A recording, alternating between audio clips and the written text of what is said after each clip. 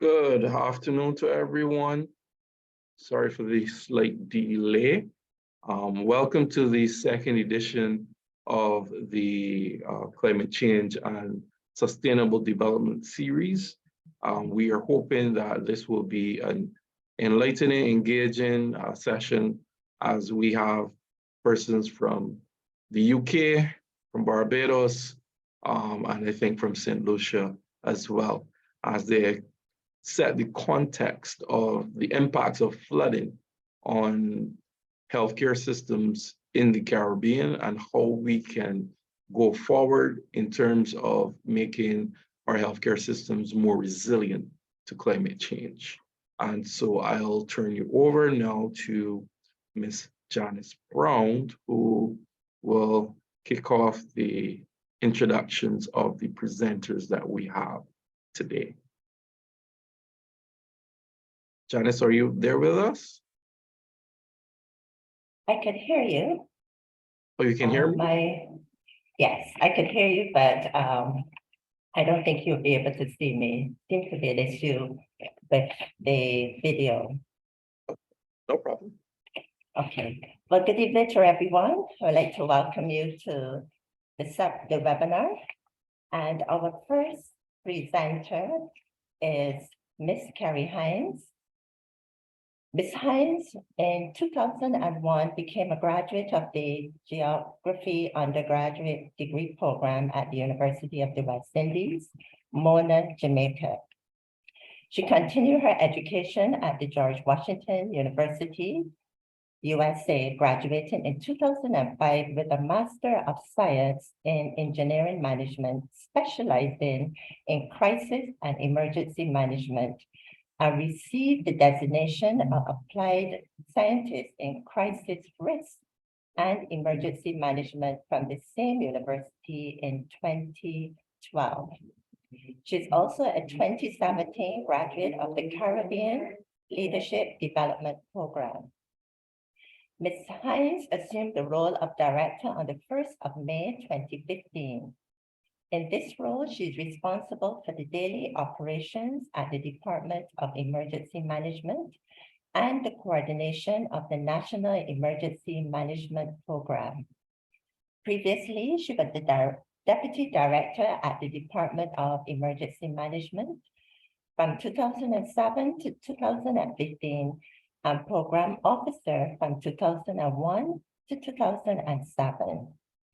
She has represented the department and the government of Barbados at several disaster management conferences and meetings, as well as held positions on a number of disaster risk management working group committees, both locally and internationally. Ms. Hines has also worked as a business continuity consultant for the World Bank Group.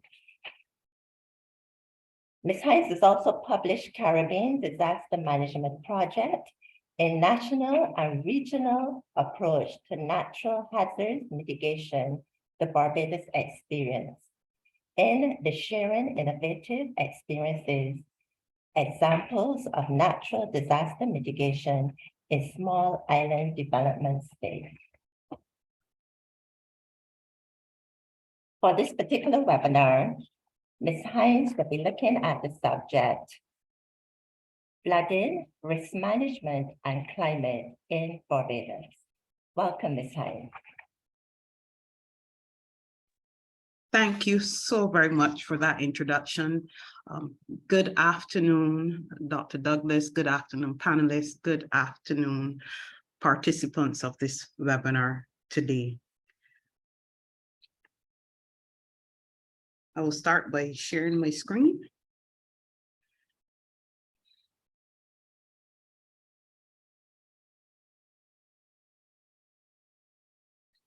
Thumbs up if everyone can see. Thank you. Okay, today's presentation will focus on flood risk management and climate in Barbados.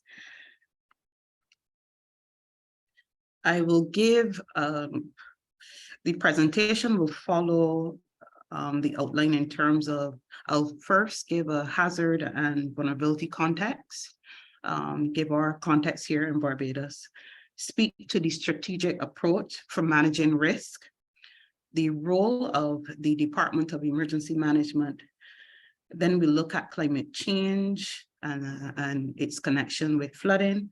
And then I'll seek to outline the flood risk management framework, the programmatic framework here in Barbados, and end with some conclusions and takeaways. And of course, looking in terms of any future work, current and future work that we are in the process of pursuing.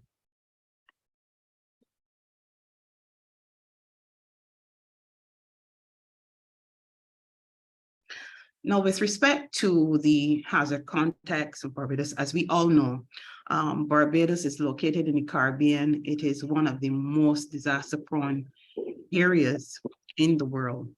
And we are exposed to natural and man-made hazards. And it is a well-known fact that our ecosystems are highly vulnerable to these various hazards that may affect us. We operate in a system where we have small open economies, which are highly susceptible to external shock. And we can only cast our minds back to 2021, when the Caribbean and indeed Barbados was affected by a number of hazards, including the volcanic ash, Hurricane Elsa, and a number of other events that would have impacted us, our economy, and the way how we do business in some form or fashion last year. And it is important to acknowledge that climate change does pose a significant threat as it exacerbates climate-related hazards and associated impacts. Our ecosystems, our economy, we're highly dependent on our coastal communities, our coastal infrastructure, for economic growth and livelihoods. So, I got it from his like homepage. He didn't send it, but it should be pretty comprehensive. Oh, okay, I see it now. I think we are getting some I feedback. think, Isabel goes next, right? Dr. Guron. Ms. Yes. Brown, Ms. Brown, would you like to mute?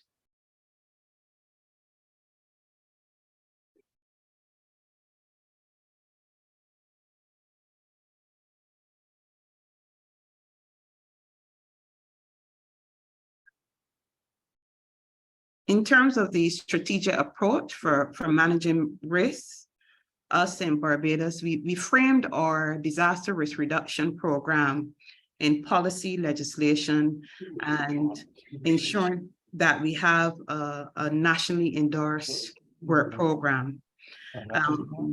And that is grounded really in the whole concept of comprehensive disaster risk management. That policy and approach speaks to the management of all hazards through all phases of the disaster cycle, that is mitigation, preparedness, response, and recovery.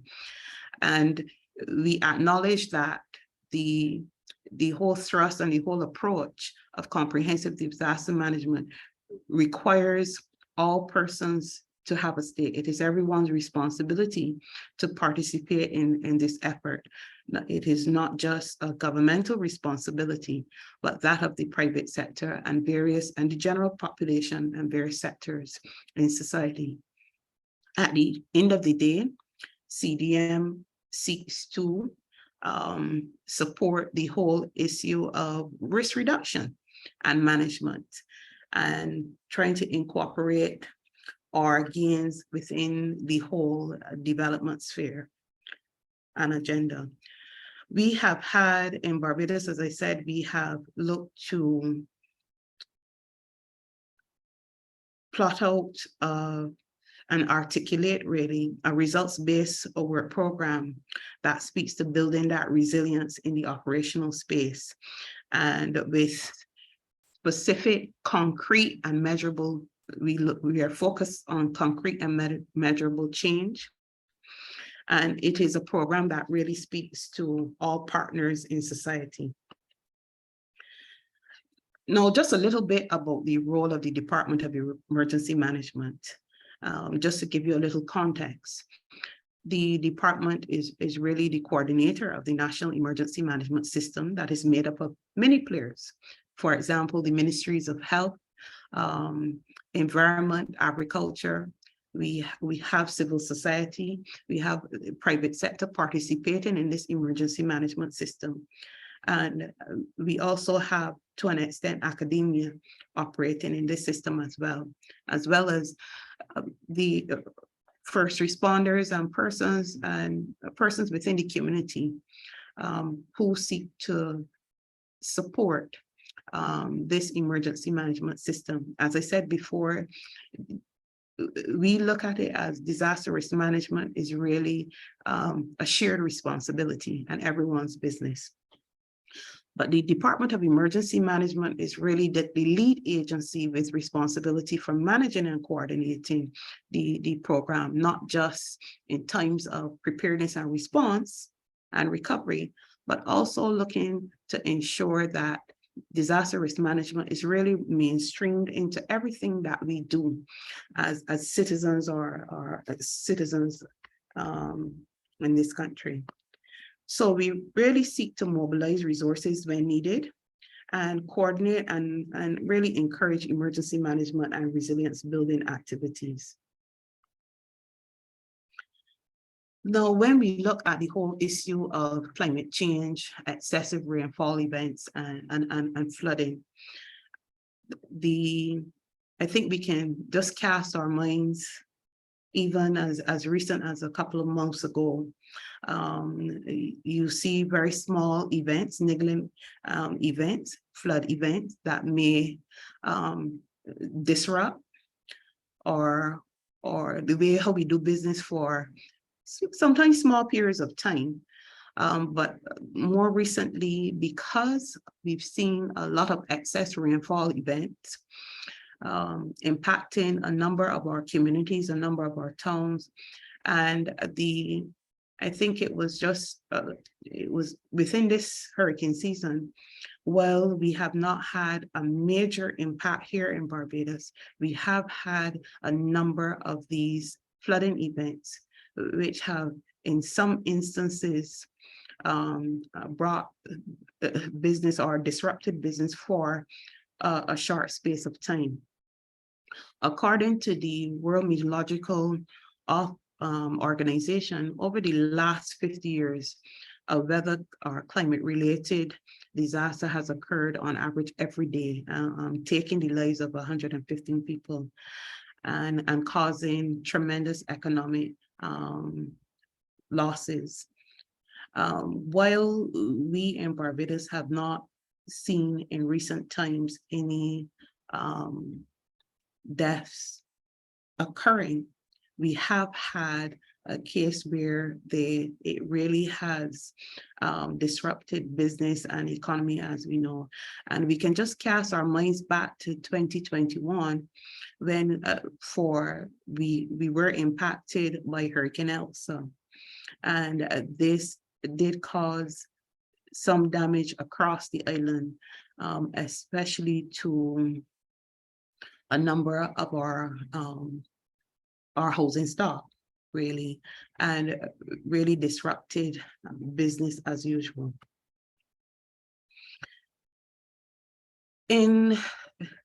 As the Department of Emergency Management convener or coordinator of the national system, we have sought to ensure that we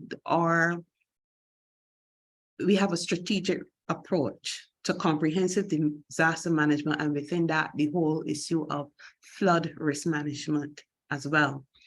And we have framed it in policy, or newly approved comprehensive disaster management policy is one which guides our programming efforts in the area of disaster risk management, and also within the area of flood risk management as a subset of that.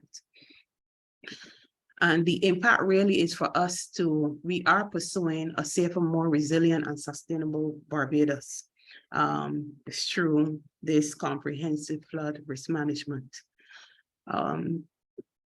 We have articulated a work program, which is not just a Department of Emergency Management work program, but one where the various agencies, both public and to an extent the private sector and the community-based organizations, have sought to support.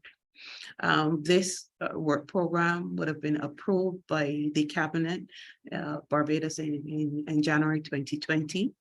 And we use these work programs, 4 to 5 year work programs, to ensure that there's some sustainability as it relates to the various activities and programs that we agree to as a country to pursue over a period of time, really to bring us one step closer to that sustainable development and building that resilience. And the areas that we focus in on, of course, is ensuring that there's an enabling environment. And within that, the whole issue of institutional strengthening. And specifically, as it relates to this topic this afternoon, the whole issue of strengthening an enabling environment for flood risk management. We also focus in on the preparedness, response, and mitigation capacity, looking at operational readiness, trying to mainstream various issues and principles and concepts in key sectors, for example, our tourism sector, our agriculture sector, our health sector, so that persons have not just a passing knowledge of comprehensive disaster management, but how it interlinks with how they do business on a normal daily basis. A key component of our program as well is ensuring that we strengthen community resilience. Emergencies and disasters happen in communities, and it is important for us to ensure that we build or enhance the capacity within our communities, enhance the capacity of the normal householder, the community volunteers, so that they are in a position really to help themselves and to plan or act accordingly. Another aspect within our program is the research and knowledge management, ensuring that we have to have a basis for our decision making, and it is important that this is driven by evidence and data. And the important thing is to ensure that at the end of the day, there is risk-informed development. Why do we make our choices? It's not on a whim, but based on the evidence and the information that we have. And of course, it is very important that we have an enhanced national recovery framework. We need to build back better and ensure that we acknowledge that it is not business as usual, but we get back quickly.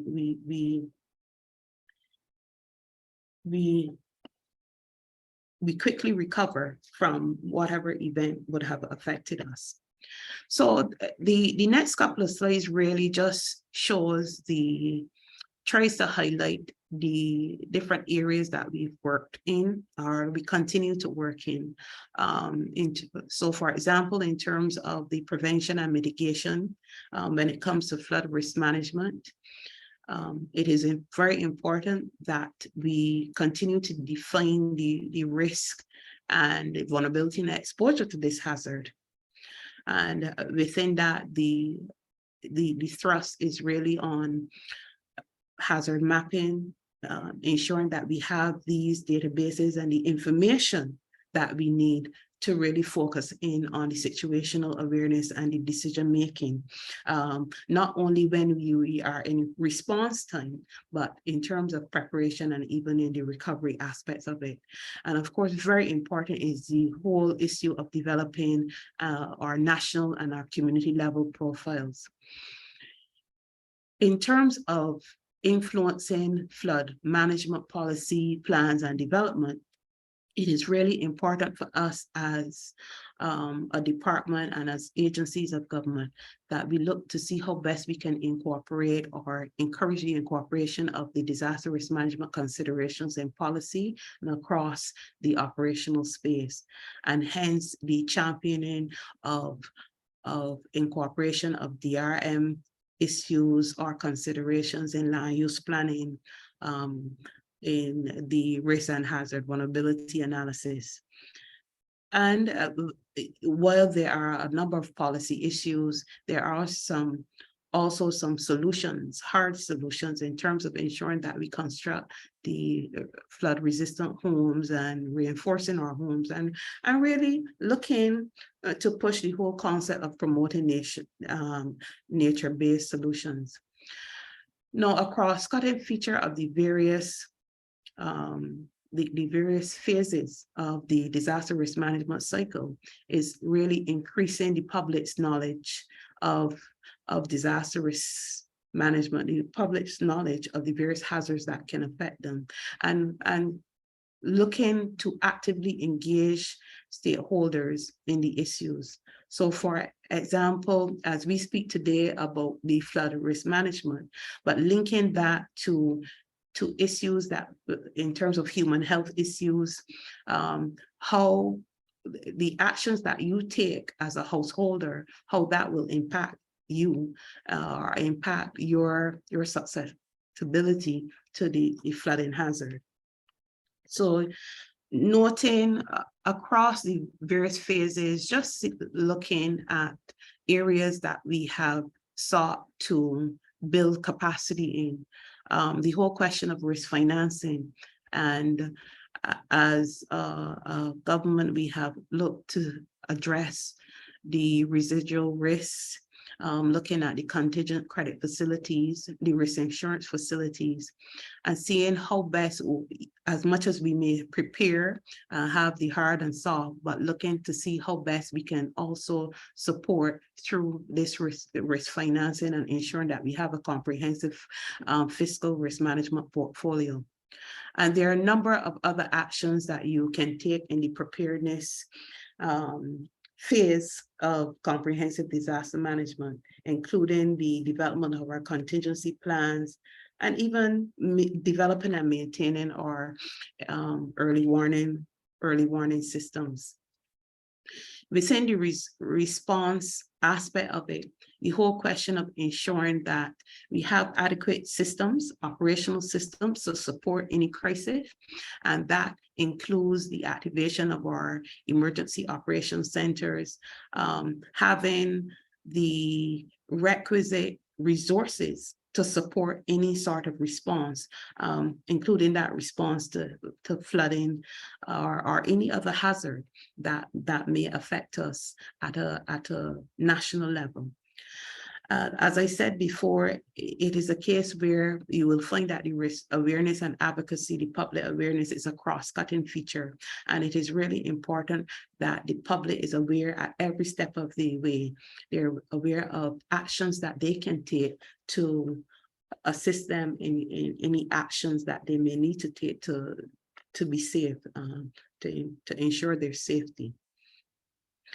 And an area of importance is the whole recovery phase, ensuring that we make financing available for persons to recover from, the whole concept of building back better, mobilization of resources to support that long-term recovery, and reviewing the system and ensuring that we review the system so that it is fit for purpose and we are improving after every event.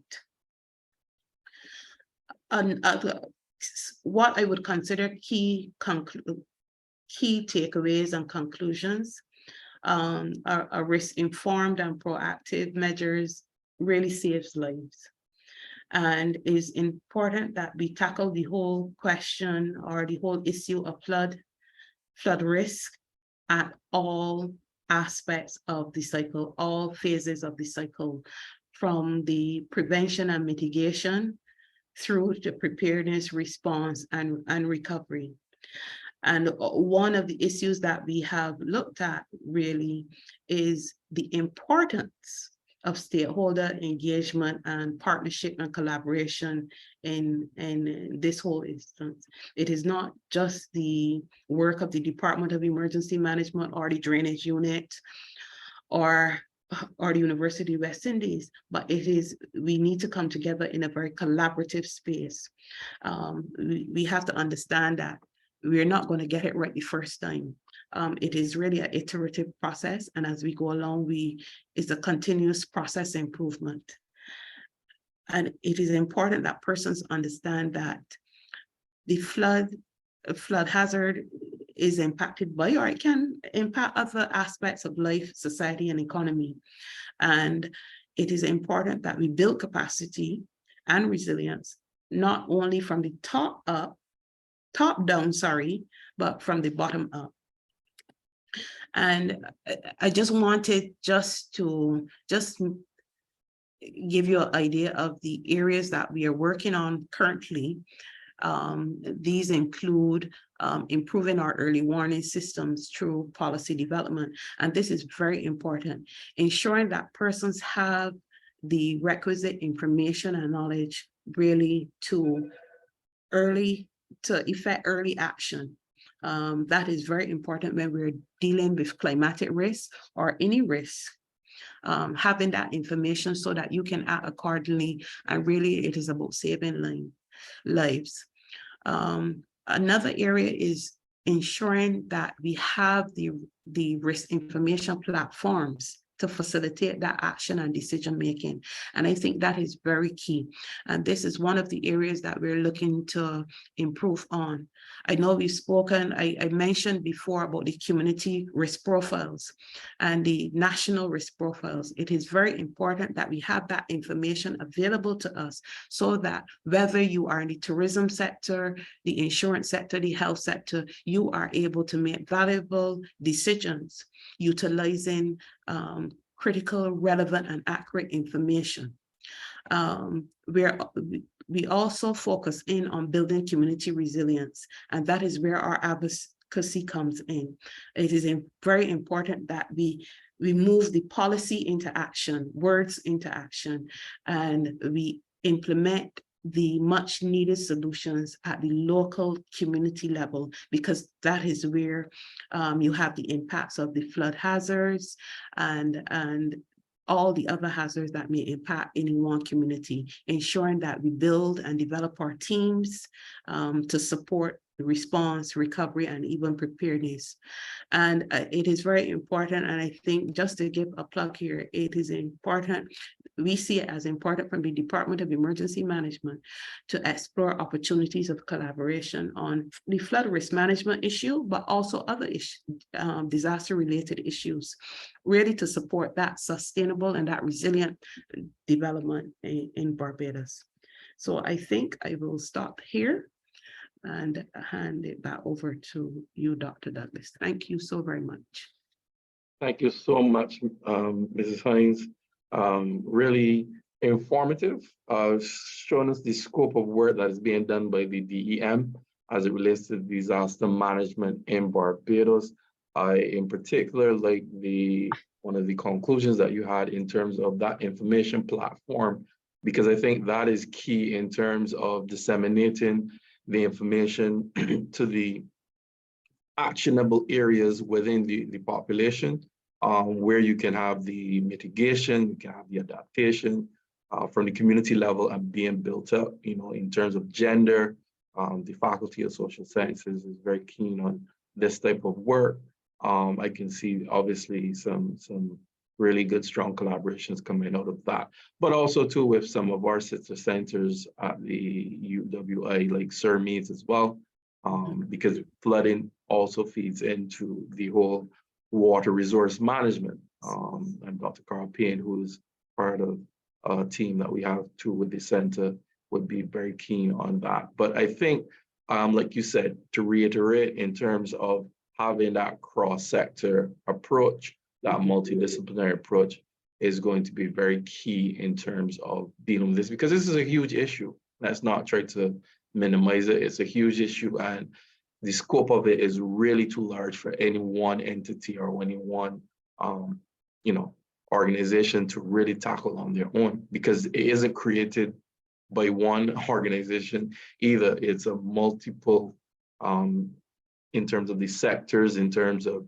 the persons, because when you think of trade, the issue of waste and how waste gets into our drainage systems can block drains and then also enhance the risk of flooding.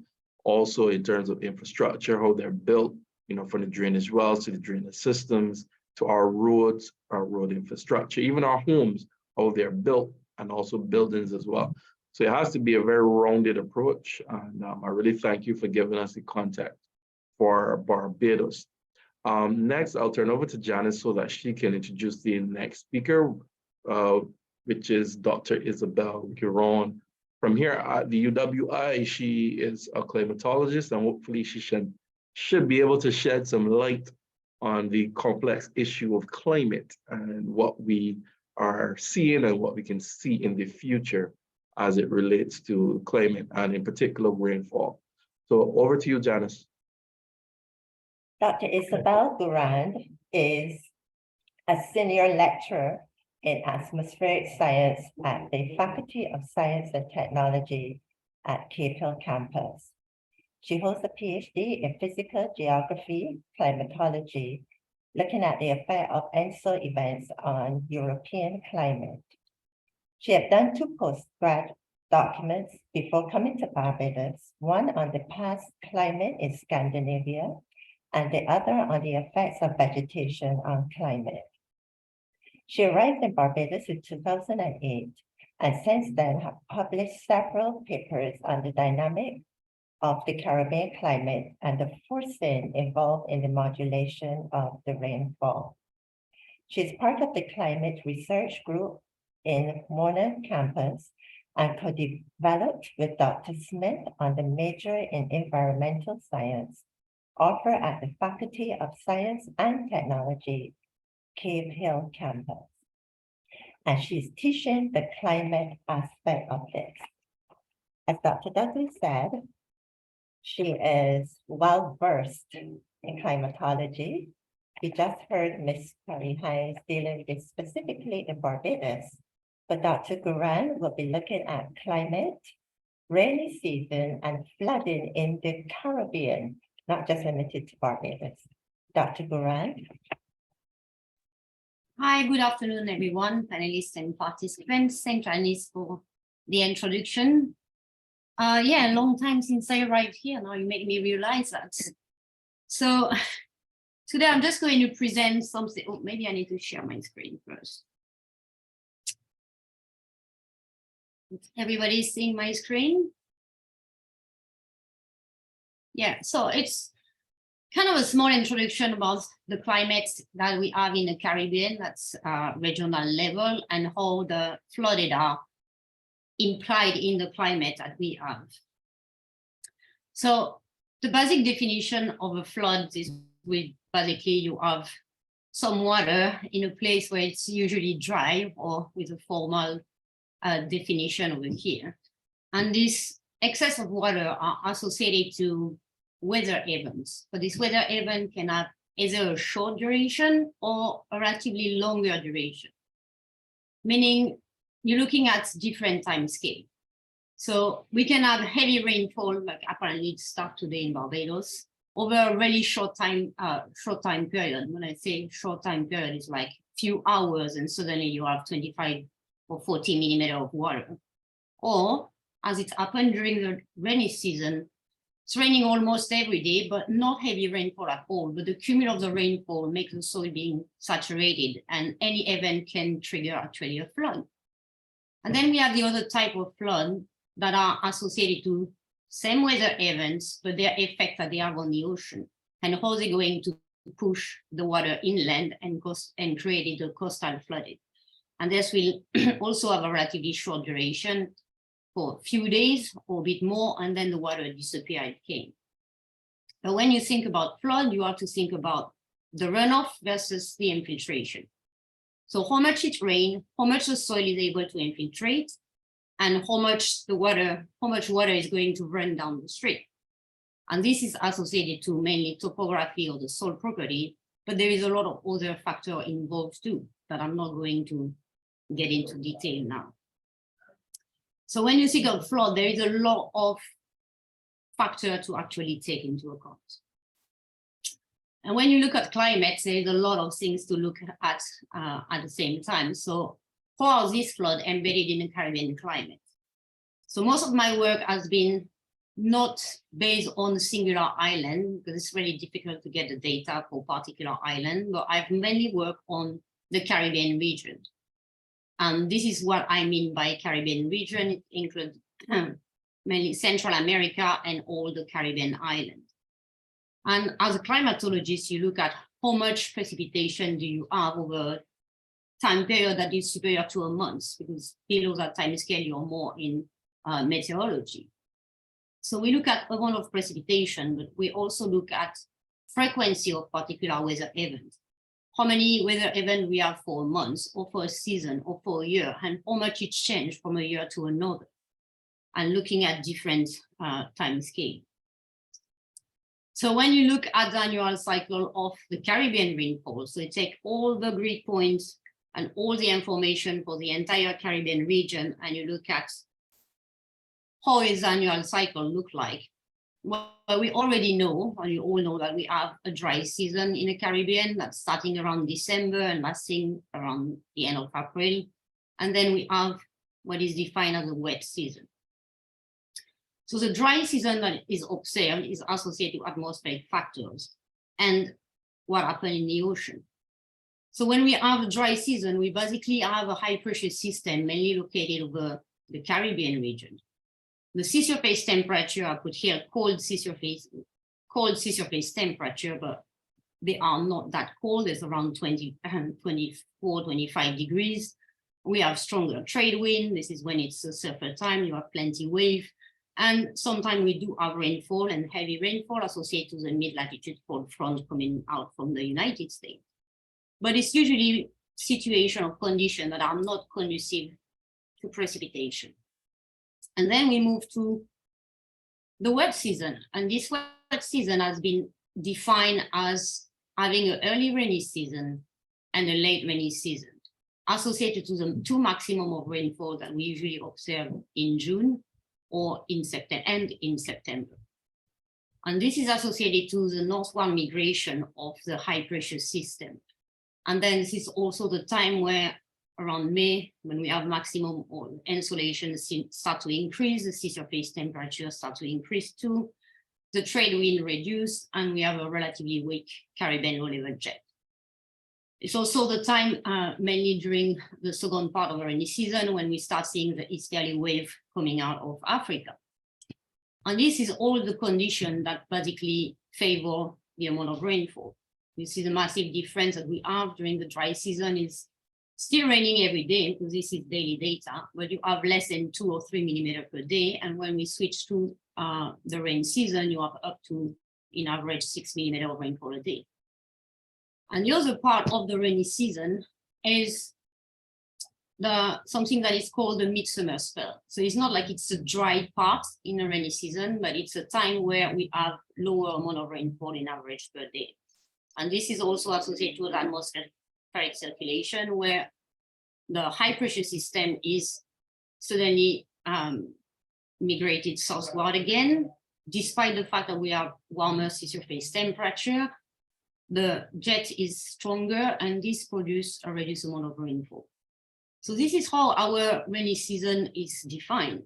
And it seems that, well, it's not seems that it's also coincide with the time where we're seeing the activity of a tropical storm directly associated to the easterly wave coming out of Africa, but it's also the time where you have the higher risk of flood. Risk of flood associated to a single particular event with huge amount of precipitation on a very short time period, around like few hours, or because we are accumulating a lot of rainfall through the rainy season. And when you reach the end of the rainy season, the soil are now saturated.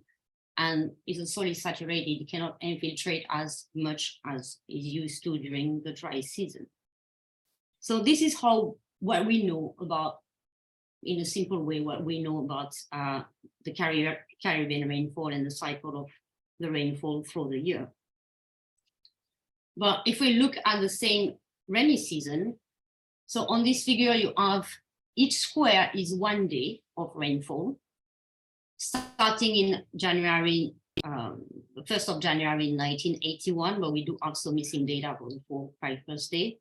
Each circle is a year, and this data go up to December 2017, or 31st of December 2017. So each tiny square represents an amount of rainfall. And we clearly see all the reddish color are the low amount of, a low amount of rainfall. So we clearly see the dry season between like December up to mid-May. And then we have the wet season from May to end of November. But what we also see with that is that the transition between dry and wet is pretty sudden and happen all the time around mid-May, with few exception years I will be coming back later. Then you can also see that there is more drier day when it's the time of the midsummer spell, and that's the end of the rainy season is a lot more diffuse. It takes more time to get out of the wet season.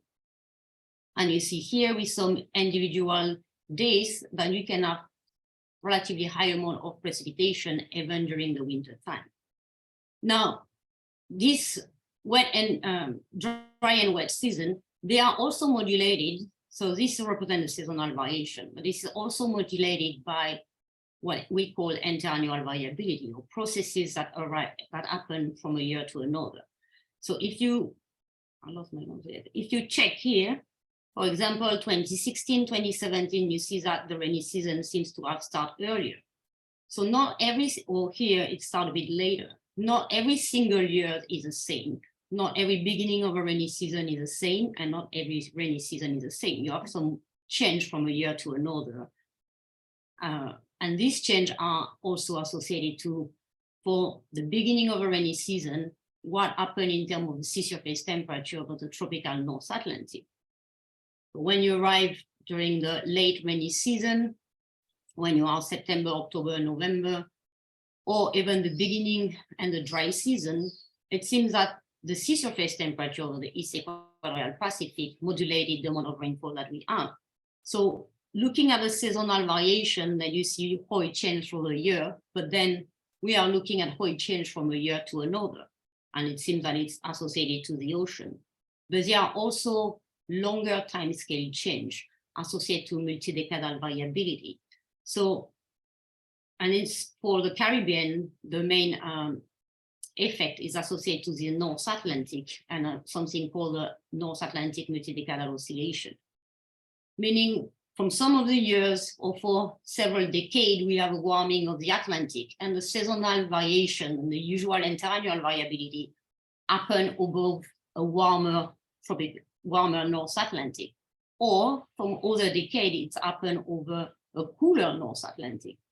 So when we look at the climate over the Caribbean, we really have to imbricate and see what is the background of each phenomenon that has occurred to be able to try to predict at best what the amount of rainfall will be.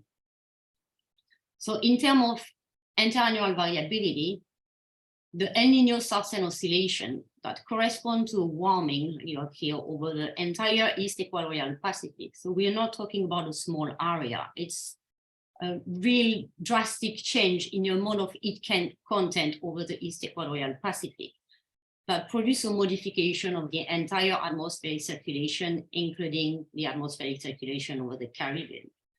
So when you look at these warm events and how it modulates the amount of rainfall, so this event usually starts and you start seeing the warming of the sea surface temperature over the East Equatorial Pacific during March, April, May, well, usually after March, April, May, And then the sea surface temperature normally reach a maximum during the winter time. And after that, the temperature of the ocean go back to normal, or we might switch toward the cold phase. And in the same time, this is our rainy season. So we have the late rainy season, basically when the sea surface temperatures start to reach their maximum anomaly, the dry season where the event is at its maximum. And then the following early rainy season, when it starts raining in the Caribbean, but the ENSO event dissipate. So in terms of rainfall, when we have these warm events, for the late rainy season that we should be in now, we're seeing drier than normal condition. And it seems that the rainy season ends earlier compared to usual. And then we move into the dry season. So we now the year +1 following the end of rainy season. And we have also drier condition than normal. So during an ENSO event, we receive less precipitation, and it lasts also during the dry season that potentially can induce drought over the Caribbean. And then we move to the new rainy season coming up, and the early season that is now, contrary to what happened before, wetter than normal and seems to start earlier than normal. So these events, when you have a warm event, it's basically modulating the rainfall from the end of the rainy season through the dry season, and again for the following rainy season, modulating the amount of rainfall that we're receiving over the Caribbean, and sometimes being associated to drought. And this event has a counterpart that has the same time frame evolution starting around May, maximum in winter and then decreasing, and it's called La Nina Southern Oscillation. It's the opposite. When you have La Nina like we have now at the moment, and this is, this is the anomaly of sea surface temperature over the East Equatorial Pacific, and that was for October 2022.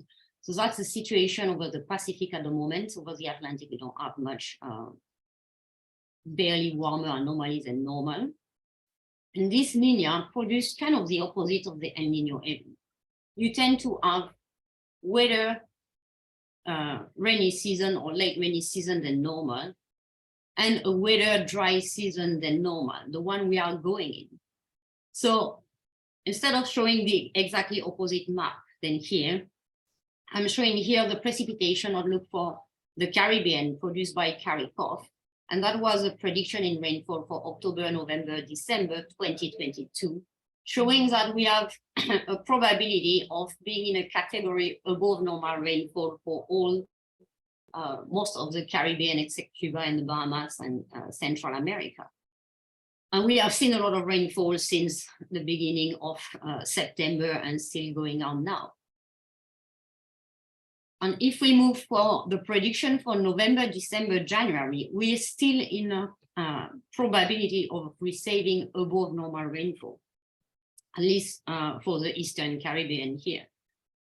And if we move to our dry season, February, March, April, we're still having prediction for above normal rainfall, meaning the risk of flood with the accumulated water inland at the moment is slowly increasing.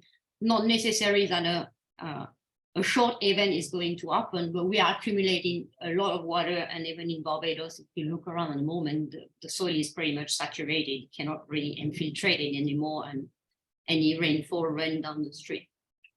So this is what happened in terms of the amount of precipitation, but this interannual variability and these events, El Nino and La Nina events, also affect the probability of the Caribbean having named storm.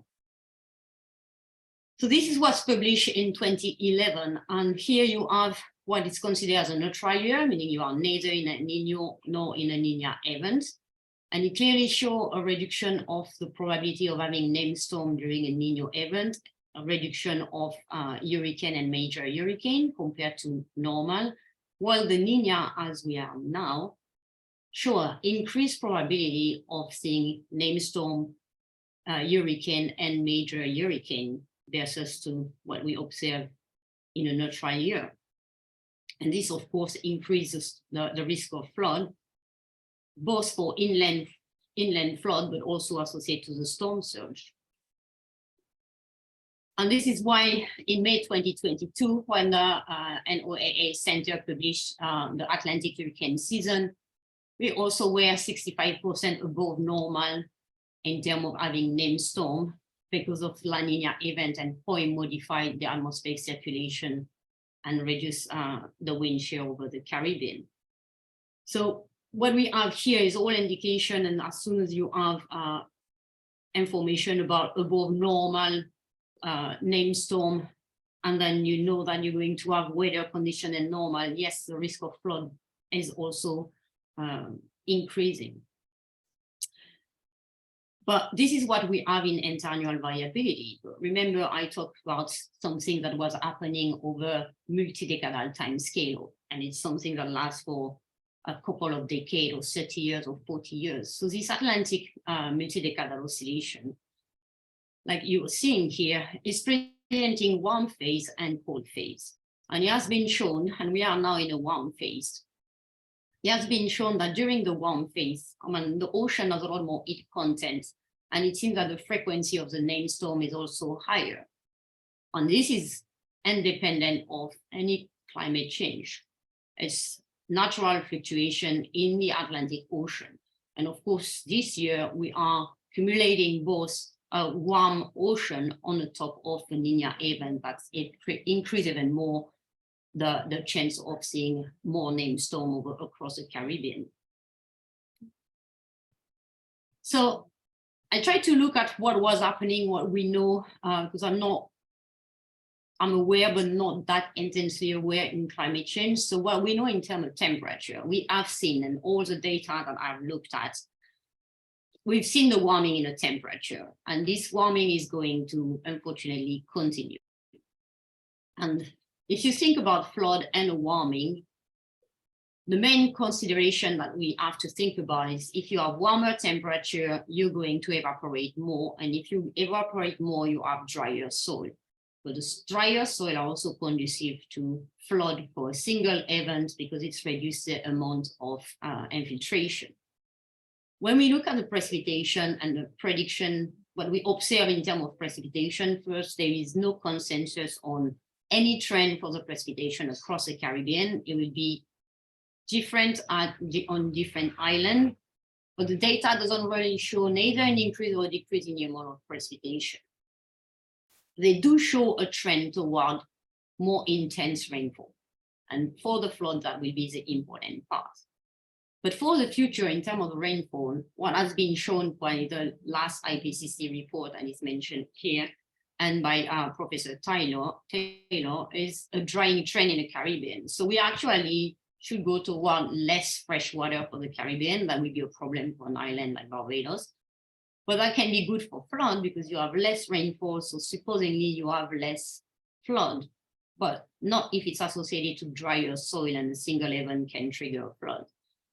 And looking at the storm, and I've done some quick look at what was happening for the storm, what has been shown in 2019 is that since that any storm that develop intensify a lot faster, and that's problematic for prevention because you'll start saying, oh, we're going toward a Cat 1 storm, and overnight it's already a Cat 3. So the preparedness and how the population needs to react is totally different associated to the two categories. But what is planned for the storm, or what is predicted for the storm in the future, is a decrease in a storm, in a number of storms. But they are more intense. So in the future, we have less storm, but they intensify faster and they become a lot more intense, meaning the risk of flood kind of change in terms of the frequency. But what is the important part is the amplitude of the flood is going to be larger, or the amplitude of the storm surge is going to be larger than what it is now. And that will be problematic. And then I look at the frequency of the ENSO events, so it seems that the Niño event is getting more frequent. So we have more warmer phase that produce drier condition over the Caribbean that fit with the drying trend observed for the Caribbean, meaning again, we have drier soil, potential still risk of flood, but actually we also will have probably less storm surge. That can be a good news for the Caribbean. So that's my overview of what we know and what could happen in the future. But what we have to think when we think about flood, It's like we will have flood even if the climate is not changing, because the flood is really associated to how much the soil can infiltrate and how much runoff you have and how much evaporation you have. So the way we are building is not necessarily appropriate, or because the water has to go somewhere. But if you drive around Barbados, you will see that some of the individual constructions, so that's why this platform information and population prevention and awareness is important, because it's not just I'm buying a land, I'm building a house, but I don't want to have any mud around my house and I concrete the entire house around me, because you might impact your neighbor. The water has to go somewhere. So if it's not staying and infiltrating your land, it will go to the neighbor place or directly in the street. So even with no change in climate, any construction has been mentioned before, need to be looked at as a really larger picture and the overall island, and having the building planning based on this flood can happen. And if we calculate how we modify the soil and the potential of soil infiltration versus the buildings that we have. And I will just stop on that note. So thank you, everybody, for listening. Thank you very much, Isabel, for a very insightful presentation. I think I learned a lot. We have a bimodal peak of our rainy season that I did not know before. So early, just after April and then late in the year. I think we are more accustomed to having the rains come in around August and continuing down, but that is really interesting. In Barbados, in remember I Barbados. was talking about like the average on the region at the region. Barbados, yes, we don't have the first peak. We have a main peak around September, October. Ah, okay. Well, that's good, and that's also important to also share. So that, because I guess that bimodal peak, would that be something you see more to the north, with Jamaica? Yes, where the eastern TS we are more like slowing slope and maximum in September, October. Okay, very, very interesting. And I like how you also touched on the issue of planning and where we design our infrastructure and what impact that can have even without climate change occurring. So on top of climate change and assisted by the anthropogenic activities, or the human activities that we have going on in the Caribbean, we are kind of developing in a manner that is going to exacerbate the impacts of climate change. And so we have to take stock of the way we are designing our development, and also how we then approach in a sustainable fashion. Hence the title of the webinar series being Climate Change and Sustainable Development, because I think it cannot be business as usual. We cannot go on and stick our heads in the sand and continue to do as we were. We have to adapt, we have to change, and we have to do it quickly and urgently, or not, we will definitely see more of these negative impacts impacting on our economic and social development across the region. So I just want to turn over now, and we're going to link this with Mr. Michael Clark, and he's really going to now fine-tune the impacts of climate change, particularly on the healthcare sector. So I'll turn over to Janice and let Michael get going. Mr. Clark is an experienced, resilient professional with a passion for helping organizations meet the challenges posed by natural and man-made hazards. He is a risk reducer, resilience builder, and business strategy influencer, supporting organizations in the UK and across the world. Holding a CBCI with Marek, Mr. Clark is currently the head of business continuity and emergency planning for one of the largest acute NHS, which is National Health Service Trust in the UK. He leads on resilience for an organization with over 17,000 staff, a permanent bed base of 1,500 plus, and a wider range of specialist services than any hospital outside London. As well as setting the strategic direction for organizational resilience, Mr. Clark understands how to formulate policy, establish governance frameworks, and use appropriate resources to embed resilience into large and complex organizations. As an experienced and engaging trainer, Mr. Clark has worked with staff at all levels across central government, the wider public sector, as well with critical national infrastructural providers in the private sector, sorry. Mr. Clark frequently delivers training sessions and stimulation exercises to executive directors, as well as to frontline operational staff. Mr. Clark's presentation this afternoon is Climate, Healthcare, and ICS Management. Mr. Clark. Thank you very much for the introduction, Janice. Good afternoon, everybody. Thank you to Dr. Douglas for inviting me to do this. It's a great pleasure, great honor. I'm just going to share my slides with you all and hope that they appear as planned.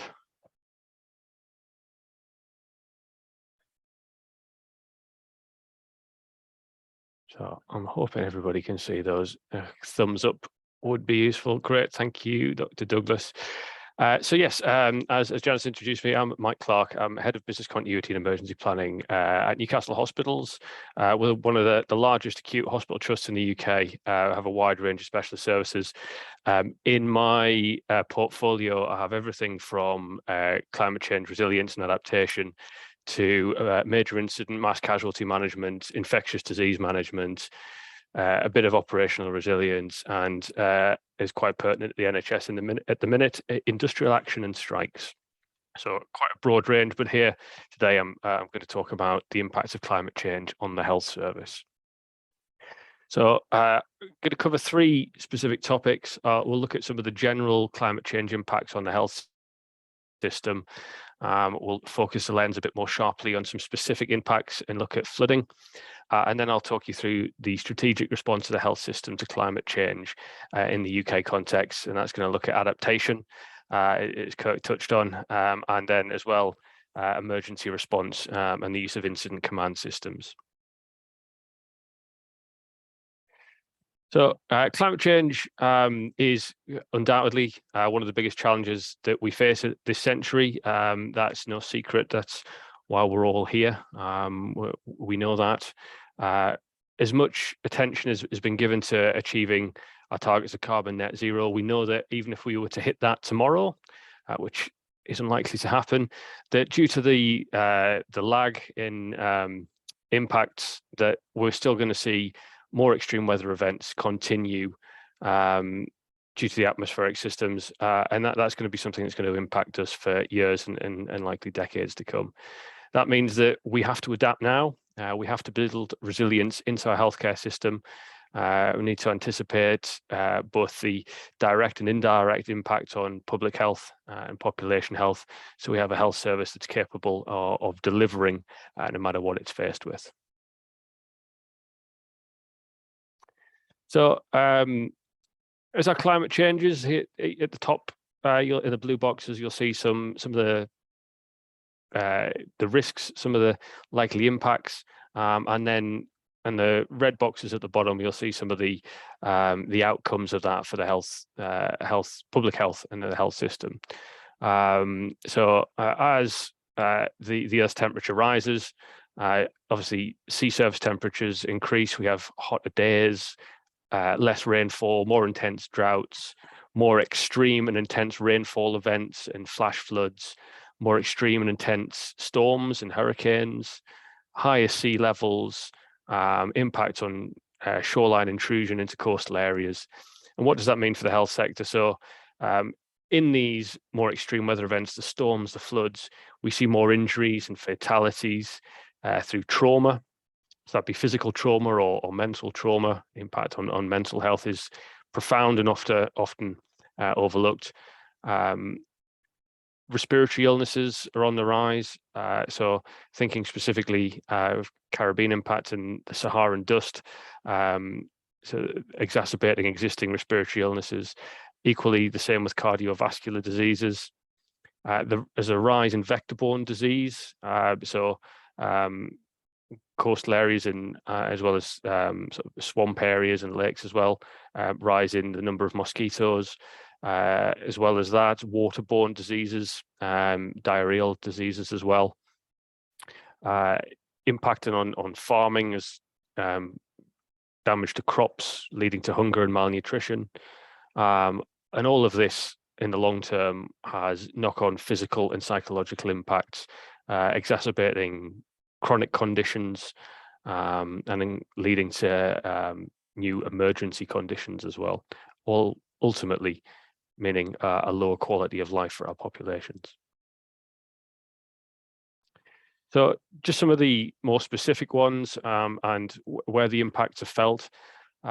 So as I said, the more extreme impacts, so more extreme storms and rainfall events and heat events leading to heat waves. So in communities, we end up with urban heat islands in built-up areas, a rise in air pollution, impacting respiratory conditions, buildings overheat. I'll not go into the details, the clinical details of the impact of heat on the human body, but again, that has a knock-on impact for respiratory and cardiovascular health, and impacts on patients taking certain medications, the impact on thermoregulation. In the healthcare system in particular, our inpatients can overheat if we're in older buildings. You've got staff working in personal protective equipment due to respiratory viruses, the likes of COVID and influenza. All becomes a lot more difficult in heat waves. Ultimately, you have service disruption, so equipment overheating and breaking down, and the overall impact on population health is a rise in mortality, a rise in injuries, etc. Floods. Specifically the focus of this webinar, communities end up being flooded. Resilience and community resilience plays a big part in that. Often you see entire communities being relocated. The knock-on economic impacts on these communities can take years or decades to recover. Buildings could be destroyed entirely or damaged through the floods. We have people ending up living in damp conditions with mold, again impacting cardiovascular and respiratory health. And then on the healthcare system, potential damage or disruption to our premises as our assets. And then the long-term impacts on flooding on mental health, so losing livelihoods, losing possessions, losing homes, as well as losing loved ones from injuries from direct contact with flood water. And I'll come on to that in more detail shortly.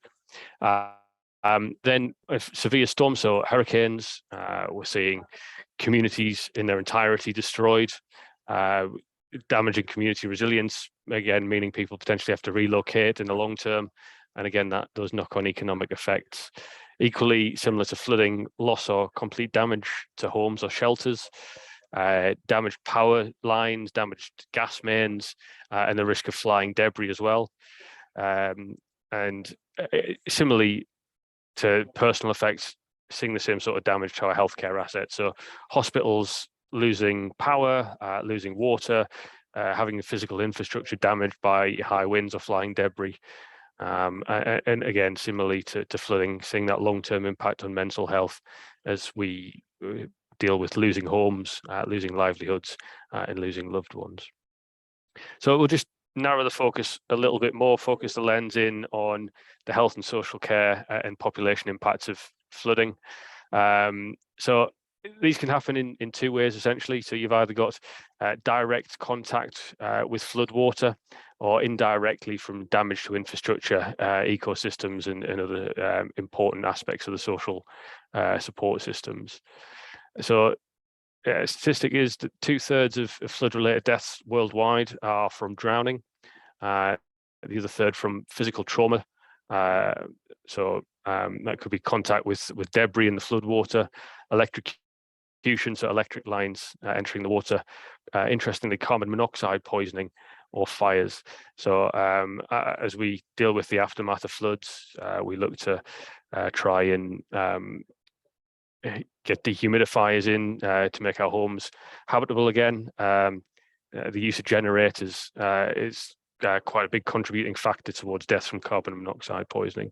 So you've got the indirect and direct impacts of flooding. And I touched previously on some of the issues around diarrheal or vector-borne diseases, alongside those rodent-borne diseases as well. So flooding has an enormous impact on the level of sanitary conditions that we're living in. And obviously coming along with that, the diarrheal, vector-borne and rodent-borne diseases, various infections as we come in contact with dirty water, potential chemical poisoning, depending on where the flooding takes place, and some of the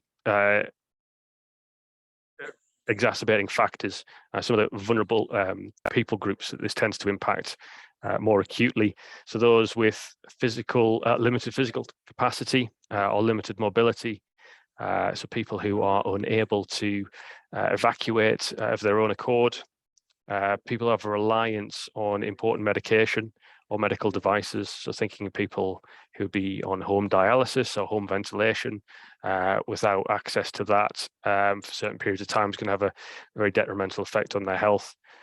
People who have reliance on regular access to healthcare, so people who would be coming in for planned and programmed interventions into hospital or for outpatient appointments. And Ms. Hines touched on some issues around community resilience. So again, vulnerabilities are exacerbated by weak social networks, poor flood awareness in communities through a lack of access to reliable information or early warning, or people living in buildings that are particularly vulnerable to flooding. And we know that it tends to be the more deprived areas of society that would build on known floodplains, all exacerbated by known inequalities. So what does that all mean for our healthcare services? Well, unfortunately, it's a vicious cycle. We see more emergency admissions through either direct or indirect consequences of contact with floodwaters. We have heightened acuity. So we have a population that's already aging, who's already unwell. On top of existing chronic conditions, we have emergency conditions. Patients are sicker when they come in, they take longer to treat. So we have delayed discharges, so people aren't getting home as quickly. That leads to a shortage of acute beds, which leads to longer wait in the emergency pathway, which means cancelled elective surgery, and then further exacerbation of chronic conditions. So you can see it's a vicious cycle, and this is the sort of thing all of our healthcare services are dealing with on a daily basis.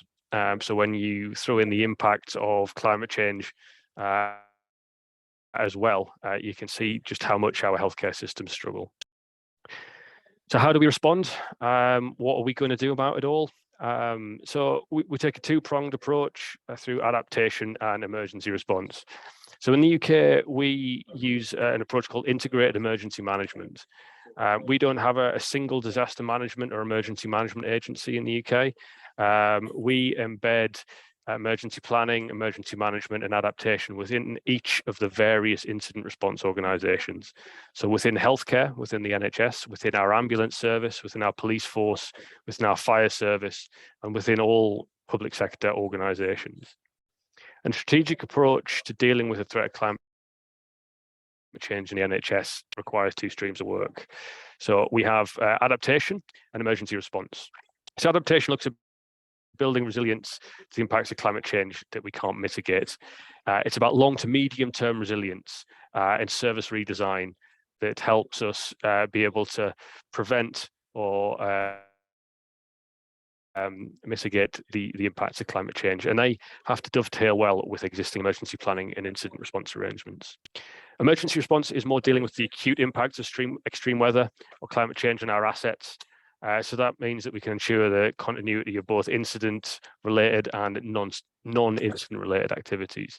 So although we might have quite a large flood and we're going to be dealing with people who have injuries as a result of that, that is not going to stop people coming in with heart attacks, with strokes, with other traumas related to other incidents. So our healthcare services are going to be able to deal with both the incident-related activity and the non-incident-related activity.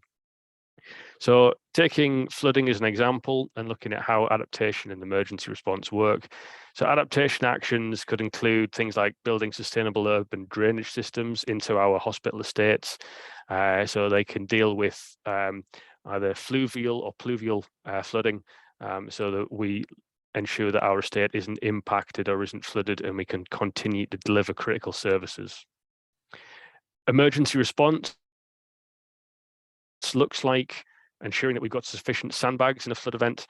So that's more dealing with the immediate, how do we stop the flood water getting in? Adaptation is very much a longer term approach to make sure our systems aren't impacted in the first place. So in terms of both adaptation and emergency response, we always think of it in two main areas, the clinical and the non-clinical impacts. So in terms of adaptation and clinical impacts, it's about anticipating and responding to changes in demand through service reconfiguration, so that we know at a particular time of year we're going to have more extreme heat. So in the UK, for the first time in July, we hit temperatures of 40 degrees Celsius, which I think in Fahrenheit as well, over 110 or thereabouts. That was unheard of in the UK. What that led to for many acute hospitals was patients not turning up for their appointments because it was too hot. It led to ventilation and cooling systems breaking down in operating theatres. It led to staff struggling in uniforms. So long-term adaptation measures there. We look at rescheduling when we do our outpatient appointments to avoid the heat of the day. Rescheduling our theatre lists so we avoid the heat of the day, starting early in the morning, avoiding working in lunchtime and late afternoon. What does it look like in terms of emergency response? So it's dealing with that surge in demand through our emergency pathways. So dealing with people who have heat stroke, dealing with people who are unable to thermoregulate due to chronic conditions or medication. And then looking at the non-clinical impacts of adaptation, so that's ensuring our assets and services are resilient to extreme weather events. So that's typically through hard or soft engineering.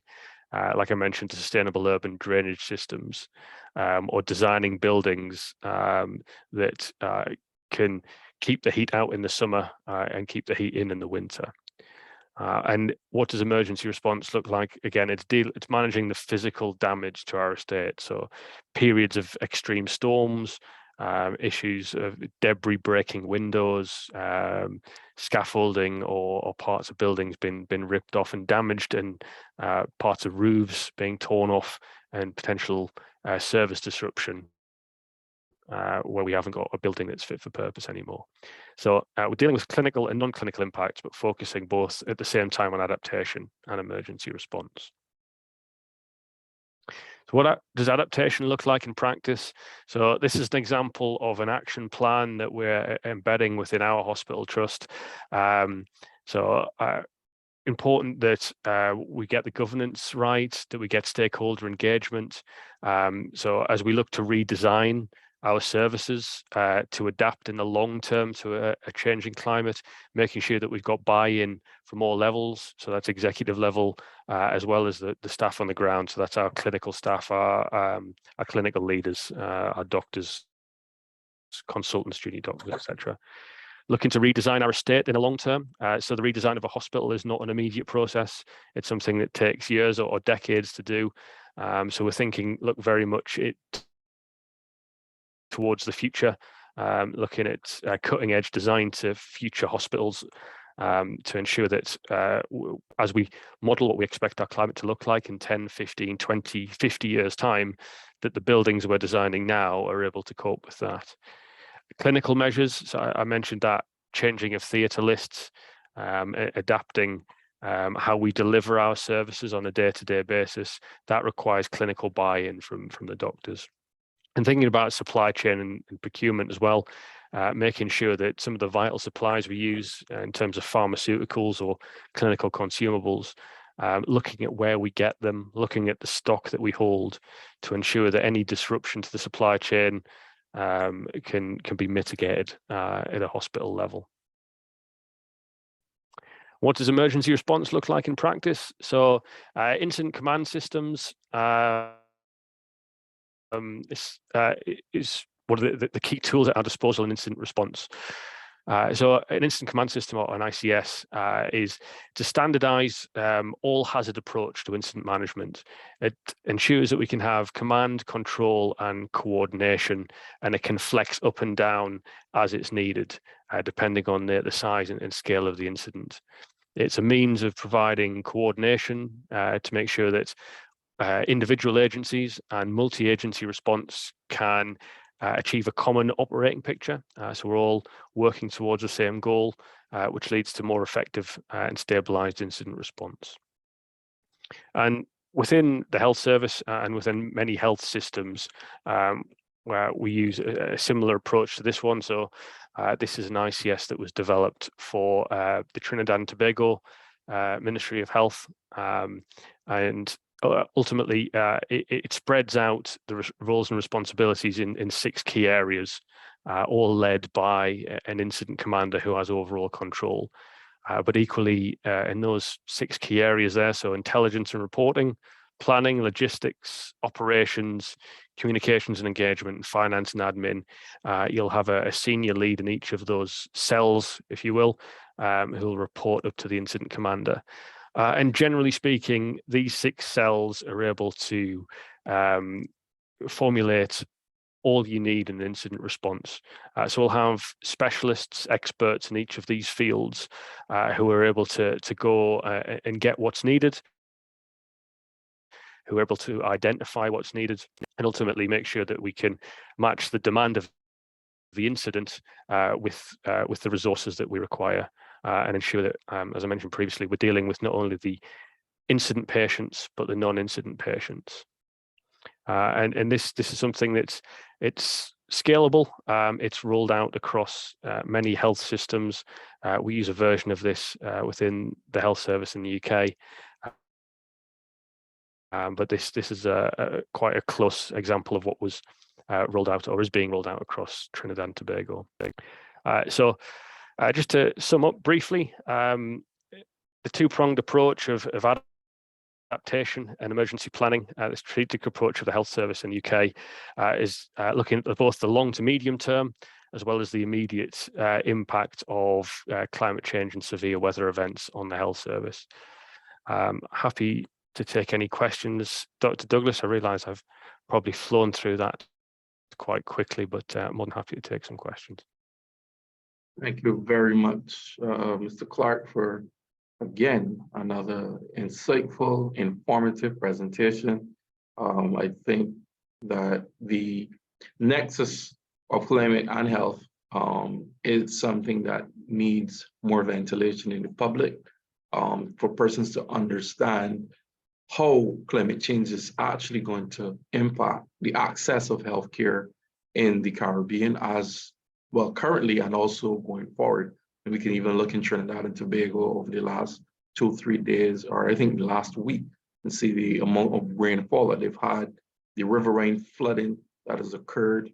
A lot of those RHAs may or may not be accessible to several residents within those communities that have been affected. And if they're suffering from non-communicable diseases or even infectious diseases, just the access to proper healthcare is something that you don't necessarily think of. It's something you may give some thought of when you have a hurricane, but anything under a hurricane or tropical storm, we don't necessarily make that immediate connection. And I think that more sensitization and awareness is certainly needed within the communities, and not only for persons, but also organizations that have the remit for responding to any of these climate impacts and the extenuating circumstances. So thanks very much. We will ask you if you have any questions, burning questions, you can place them in the Q&A section and we will come to them. We will have a question and answer period. So we don't want to burden the presenters at this stage. We just want to get everyone to do their presentations. We have one final presentation from CARPA, and we have Mr. Shane Curtin, and I would allow Janice to introduce Mr. Curtin. Okay. Good afternoon, Mr. Curtin. Mr. Shane Curtin is the Program Manager at the Environmental Health and Sustainable Development at the Caribbean Public Health Agency, better known as CARPA. He's also the officer in charge of the agency St. Lucia campus. Since joining the agency, he has provided technical leadership to the Environmental Health and Sustainable Development agenda. Shane is also the agency's project manager for the Global Environmental Facility, better known as GEF, funded integrating water, land, and ecosystems management in Caribbean small island development states, better known as IVCO project. He has partnered and collaborated with regional and international partners and initiatives such as GITS, UNEP, OECS, CWWA, CREW+, IDB, RSAP, CDC, PAHO, WHO, CERMES, Trent University, and others. Equally qualified to address the subject of climate, public health, and tourism in the absence of Dr. Lisa Indar, please pay attention closely to Mr. Shane Curtin. Mr. Curtin. Thank you so much, Janice. And I want to say thank you so much as well to the UB and Dr. Douglas for having CARPA participate in this series. First, let me bring a warm welcome from our Executive Director, Dr. Joy St. John. I also want to bring an apology from my Director of Surveillance, Dr. Lisa Indar, who was unable to be here today. As noted, I'll be taking a look at the impact of flooding and rainfall, specifically as relates to infectious disease surveillance and public health in the Caribbean. I want to thank Mr. Clark for so eloquently going through the context in terms of climate change and health, and I would, following his very comprehensive presentation, just go over a couple of the slides that kind of set that same context.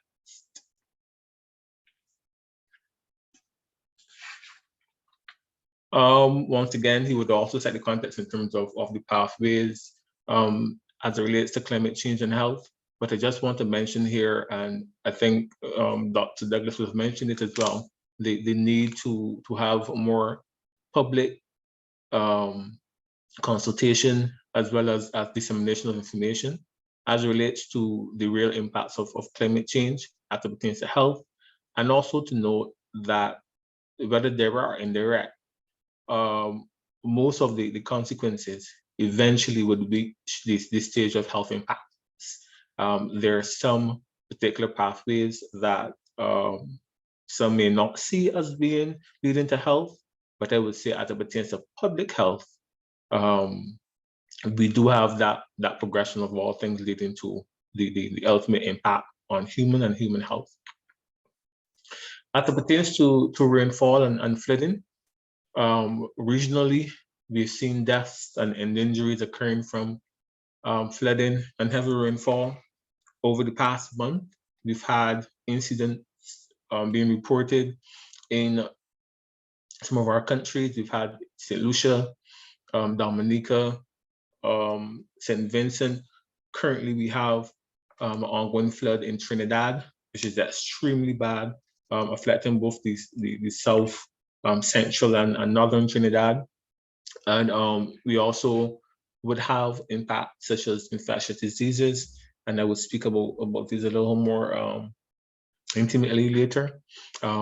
Exposure to toxic substances, mental health effects, indirect effects, and also the increased demands on our healthcare system. In terms of the flooding and rainfall, and infectious diseases, we focus mainly on two water-related types of diseases. First is the waterborne disease, which includes diseases that are caused by the ingestion of fecal contaminated water. And two very good examples would be cholera. And I would just state that one of our member states, Haiti, is currently experiencing a cholera outbreak as well. And then also we have the typhoid fever that comes from Salmonella typhi.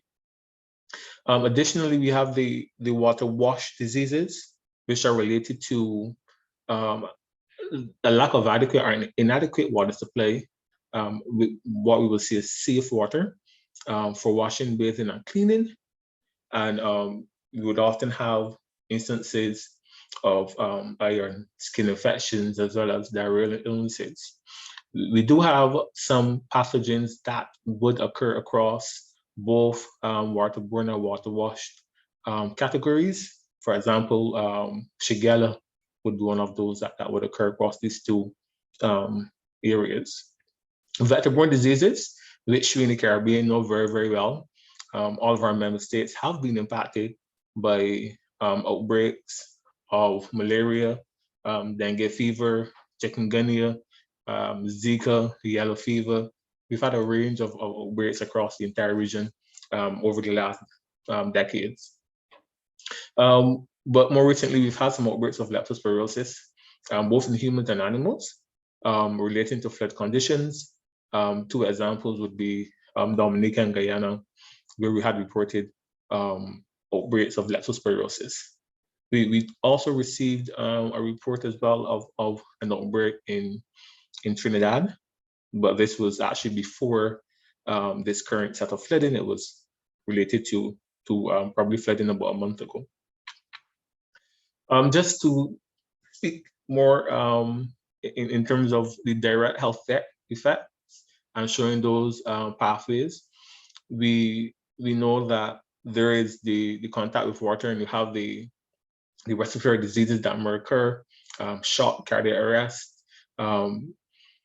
We heard just now about drowning and some of the injuries that would occur from that.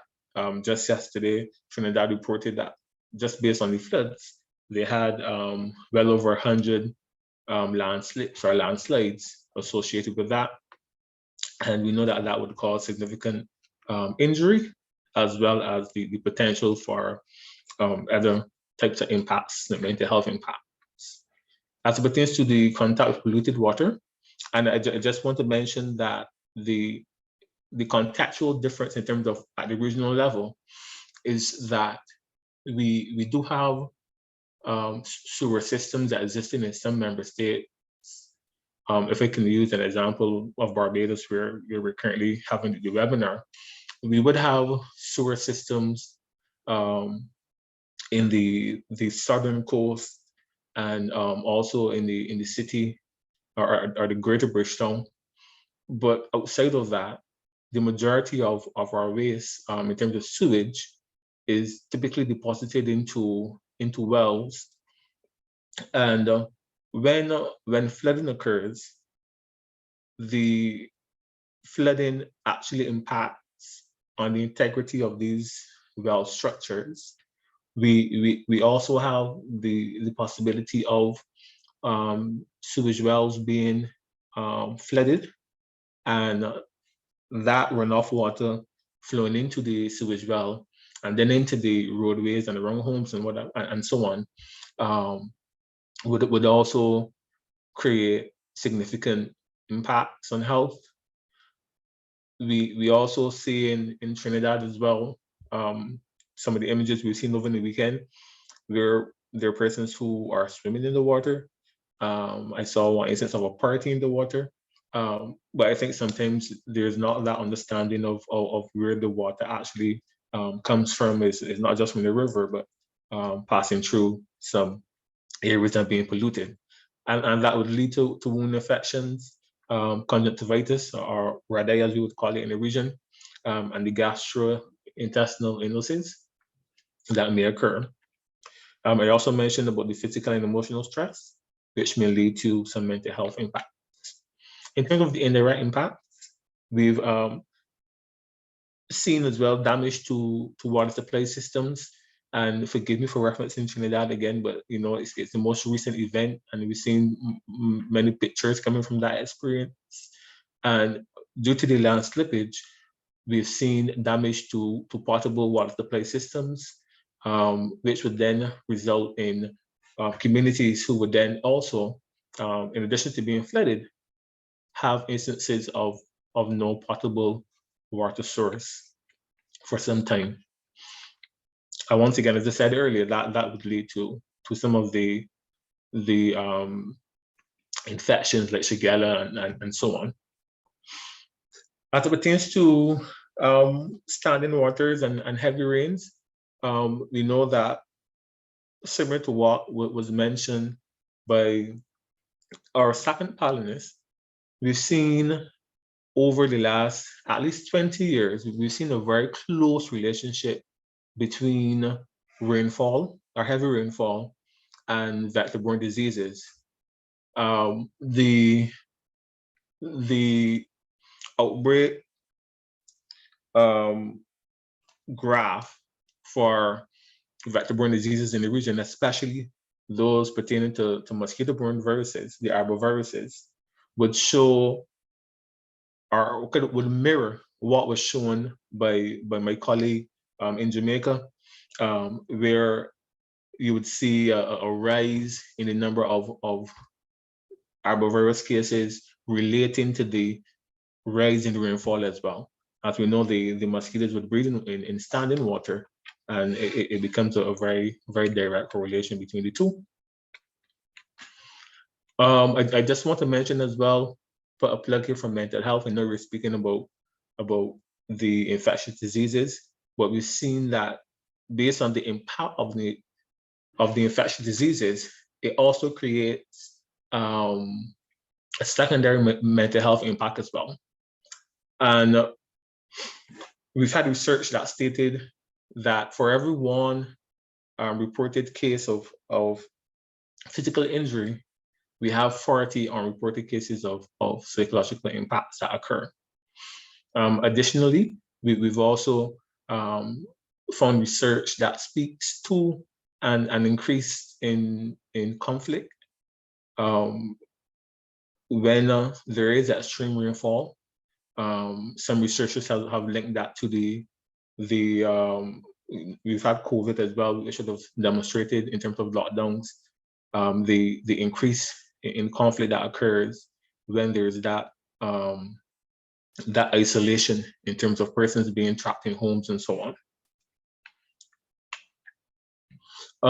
In terms of the impacts from floods, and I did have some images that I captured from over the weekend here on the right-hand side of the slide, but I just removed them because I kind of felt that the demonstration of the impact that persons were feeling in that particular moment, that I didn't want to have it shown here. But we know that there are these particular impacts that occur. In the Bahamas, there were a classic example of what occurs when there's flooding. And as stated with the second panelist, they would have had two different types of flooding, one from the rainfall and then also from the storm surge, which meant that the runoff could not occur as readily as they would have expected. I just want to mention of the vulnerable populations, the impact on children and their mental health. And the reason why you have stressed mental health here is because it happens to be one of the areas that we don't pay much attention to, not just at national levels, but also regional and global level. So we've heard about all of what the impacts are, and I just want to speak about careful our mandate in terms of what we're doing, as well as just to give a case scenario in terms of one of the countries we've worked with. But I just want to say that at the regional level, we would have what Sir George Allen called the double impact. We know that it's important to have the adaptation, mitigation, and resilience in terms of our health system, in terms of our health facilities and infrastructure. It is a necessity for most of the developed world. They do have the resources available to address the impacts of climate. But for us in the region, we are still dealing with healthcare in a way that is very different. You know, we're still trying to address communicable diseases, and that is where the double burden comes in. So climate and adaptation, mitigation, and resilience is not just a necessity for us; it's also a luxury because of the scarce resources that we have in the region. At the Baptist Carrefour, we do have a mandate for public health surveillance, and we have been, I would say, over the past few years, working towards developing and building regional integrated surveillance systems. We do have some guiding documents that we have published and made available to our stakeholders. Much of this would have started pre-COVID, and you know, for the 2 years of the peak of the COVID pandemic, we would have had some laser focus on COVID, and some other things would have been placed in the important but not so urgent column, given the impact of COVID. So we have a case study in terms of some work that was done relating to climate and viral transmission of influenza that looked at data from 2010 to 2019 and also captured the first year of the COVID pandemic. I would say that I'm not able to present a full examination of the entire paper, given that it's currently in draft for potential publication and such. I wouldn't want to derail the publication efforts. It's a collaboration between Carrefour and the Caribbean Institute of Meteorology and Hydrology, and they've worked to create a statistic logic model where there's a long-term impact of having a preliminary disease transmission predictive model for the study and surveillance of future infectious diseases affected specifically by weather. In the study, they would have done a descriptive model of 25 of our Carrefour member states, which would be the small and developing states, as well as some small states. And it looked at influenza, and it measured the syndromic fever and respiratory symptoms. There's also the fever and rash. There's also fever and neurological, but this one focused specifically on the syndrome of fever and respiratory symptoms. And it showed that there was a peak that occurred approximately every quarter, the months of January, April, July, and October. Once again, using data for the period 2010 to 2019. The preliminary predictive climate influenza transmission model was used for 3 of the member states, and it looked at influenza and humidity and found that there was a positive correlation. What I would say is that for those who are interested in the study and the results, to just keep an eye out for the publication. But the study represents a critical step towards merging the fields of that metadata and health surveillance to be able to build that capacity within the region to make more informed and strategic policy decisions. As it pertains to some of the work that we're currently doing that would address some of the impacts mentioned, we have the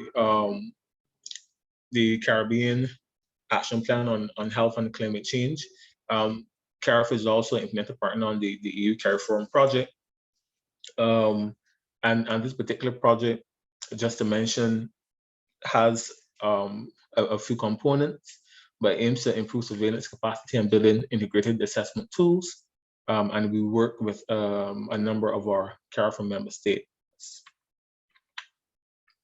As mentioned, you can see the partners on the project, the EU, there's CARICOM, PAHO, CIMH CAREFA. A component of the project is the development of early warning systems for health. The most popular and known area of the early warning systems is actually in vector-borne disease surveillance. And I know that Barbados would have done a substantial amount of work in this particular area, stretching as far back as 2017. And it basically looks at using the integrated surveillance data, where you look at the disease data or the epidemiological data, the entomological data or the data that's captured from the field work or the field services of the health officers, and also the weather variables. And there's the development of a prediction model, which would then allow for the prediction of potential outbreaks at least 2 months before an event can occur. And as you would appreciate, there is a huge influence in terms of rainfall and flooding as it pertains to the impact.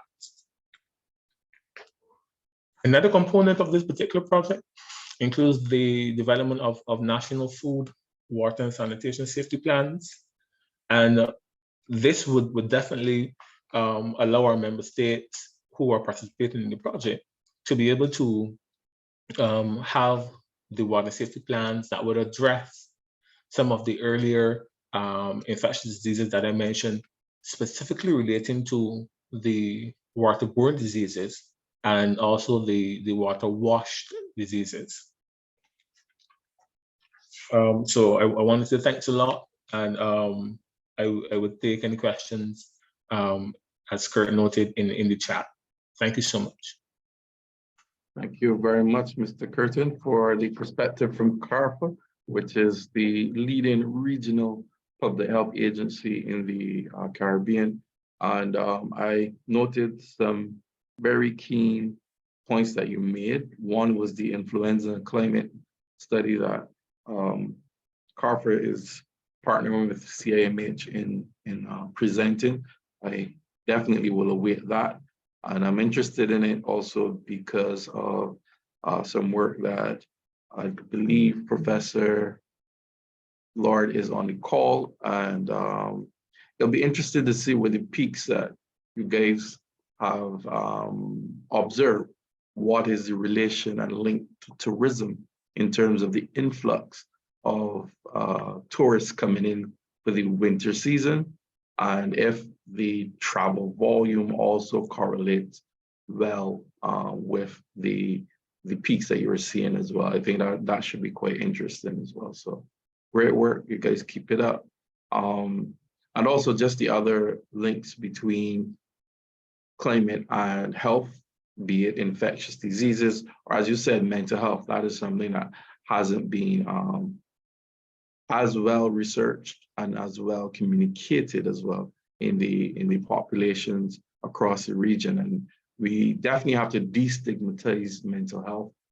It is something that I think is not given the level of respect as other diseases like non-communicable diseases and communicable diseases like dengue.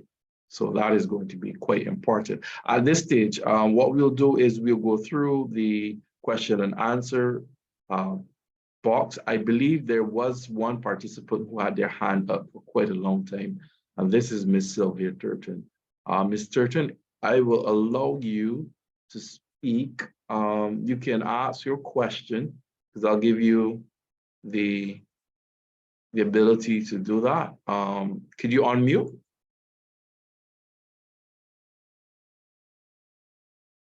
Ms. Turton, are you still there with us?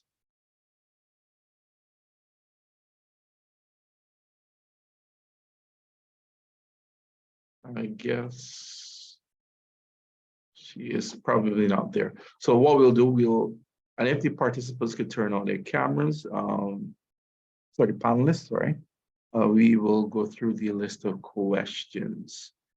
So I have a question for Dr. Isabel Durand. And the question is, should new hurricane seasons be announced publicly for better management, given that we usually prepare for hurricane season starting in June and prepare for its ending around October. But given the shifting or the expansion of the rainy season, is there a need to change that mantra that we have in the Caribbean, in Barbados? We have that hurricane season from June to October. Hi, well, there is no change in the rainy season, and we don't know yet if the rainy season has shifted. It still started mid-May and then end at the end of October. So there is no significant trend in the shift in any rainy season. I do find seeing the things in the newspaper in Barbados arriving always a bit late. I think 1 year I've seen the newspaper in September saying get prepared. So that was a bit late, but yeah, you should get prepared anyway before June, as the last two years show that something can already happen in June in Barbados. So is it fair then to say once October is over, then we won't have that threat of hurricanes, or should we be prepared all the way down to December? Not for hurricanes, but for adverse weather. It's never say never, right? It's not because the end of rainy season is gone.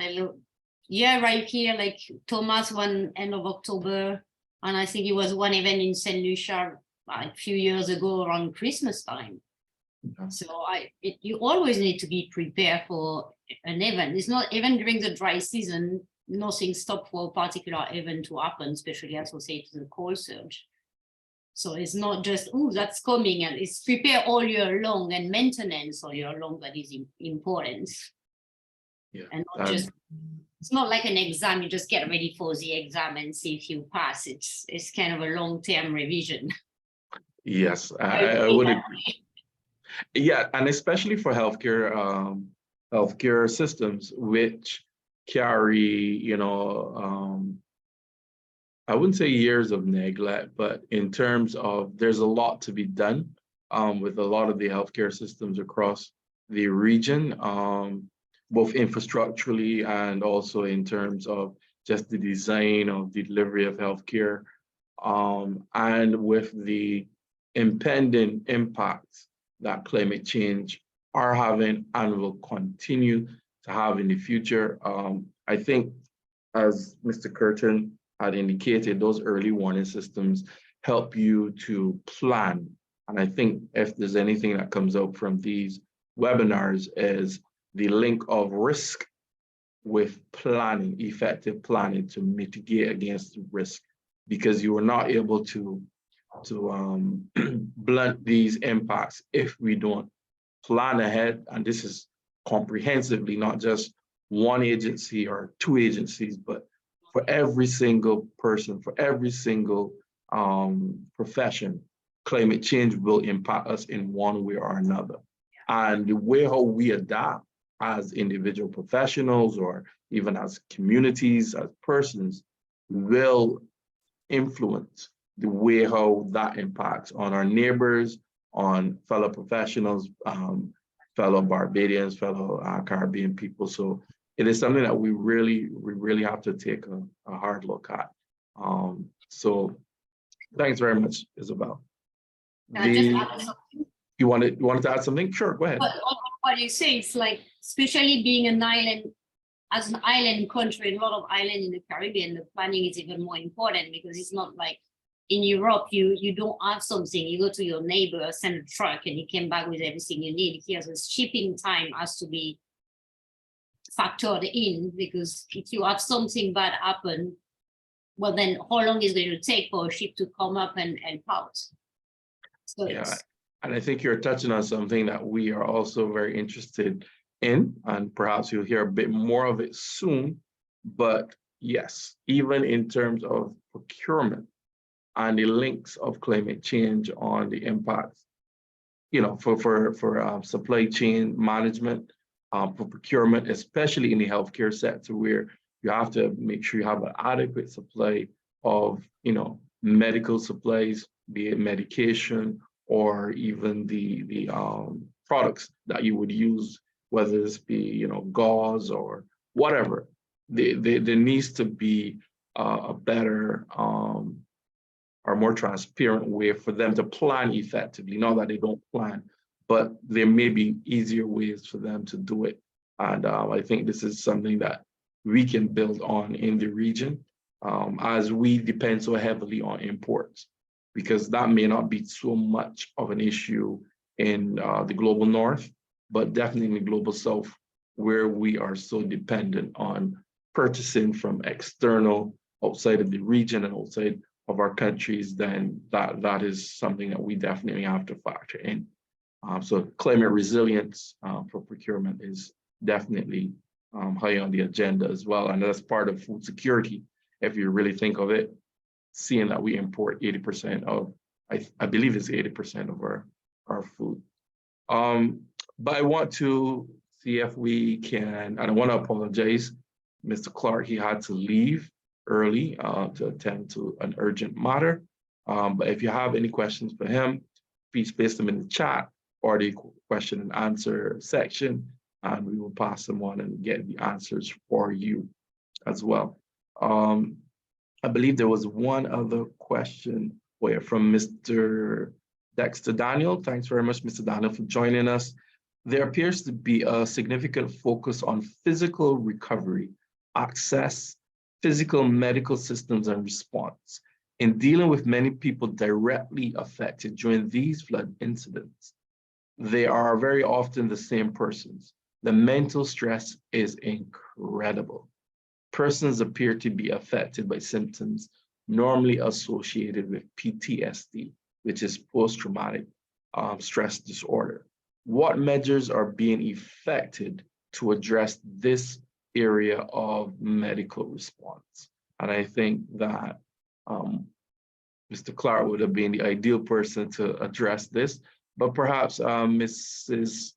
Hines, could give her perspective from the Barbados context in terms of not only for floods, but other disaster, and also Mr. Curtin as well. So first, Ms. Hines, and then second, Mr. Curtin. Yeah, thanks very much for the question. It is really important to address the whole issue of mental health. We would have seen the impacts of this in various disasters over various years, and more recently, I would say, having to deal with the COVID-19 pandemic as a population. You definitely see where there are indications that the population has been affected by these particular instances. It is important that we seek to harness the resources in not only the medical community or health sector community to speak specifically to this, as well as looking at the psychosocial. We have had, say for example, we've had a program here where we looked at the psychosocial aspects and how it has affected our first responders.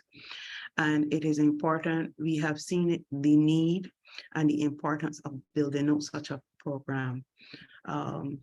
You usually have, say for example, services are available to the first responders or persons within the population, even if it is going seeking assistance by your community pastor or qualified professionals, persons who can support you in terms of counseling or in terms of seeking additional solutions to the issues at hand. So it is, I would say it is an area where we need to focus a bit more on, and to ensure that the population is aware of resources that they can tap into to support this particular area. Yeah, thanks very much. And you highlighted something that I guess I personally didn't actually factor in, because when I think of healthcare impacts, I think of people in the community, but then there's the other line with the first responders and the trauma that they may also face in terms of seek and save and search and rescue. All of these are all things that occur, but not everyone is quite aware of these types of impacts. So thanks very much for shedding some light on that. Mr. Curtin, you want to go ahead? Thank you. Thank you so much. And I will just state the other perspective, not the mental health, but in terms of the response. And I interpreted the question as asking about the response from the healthcare system, given that most of the persons that you would have to respond to in terms of the community would be persons who would have already been accessing the healthcare system. And I just wanted to mention here the importance of surveillance. And it's extremely difficult to access patient data, especially in the context of IRB. And we know that data exists in terms of the health effects or the health conditions of populations. And one of the things that we have been exploring at CARFA is whether we can work with our primary stakeholder, the chief medical officers of health, to try to map out spatially the distribution of populations that are at risk. So whether it's persons with NCDs, whether it's persons with disabilities, whether it's persons with mental health issues and so on, so that built into the response of an emergency is the ability to remove persons before, where you can identify the exact location of persons with the exact particular illness or health-related impact. So that's something we've been discussing. But as I said, Dr. Douglas, the first hurdle, a very high hurdle, would be that of the utilization of health data in terms of that patient data. Over. Okay, that makes a lot of sense. And I can see how that could work in terms of identifying those higher risks for these potential impacts. And I guess this will be coordinated with agencies such as ODPM and also DEM, like what we have here in Barbados as well. And when you think of it, even in Barbadian context, when people who are suffering from diabetes and maybe they have to go to the clinic to get the tool or some cut, and then you have an incident of a flood, you can imagine how that could really complicate the recovery, the access to healthcare and all of that. So these are things, and then even in terms of the road infrastructure being taken out, either blocked by landslide, slippage, or even the entire road just missing parts of it, and you just can't get in or out of places, as we are seeing in Trinidad, unfortunately.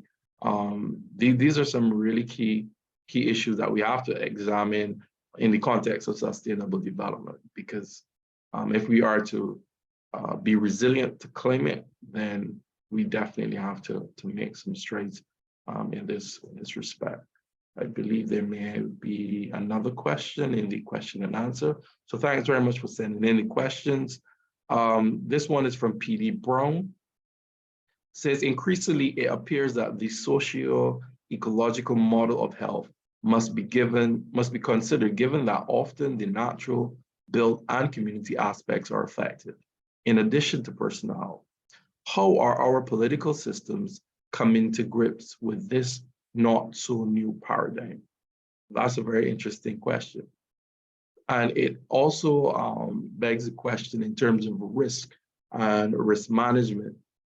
If that concept of risk management has to also be disseminated into the political realm, into the governance realm, where we are, because those are the persons who actually make those really important decisions.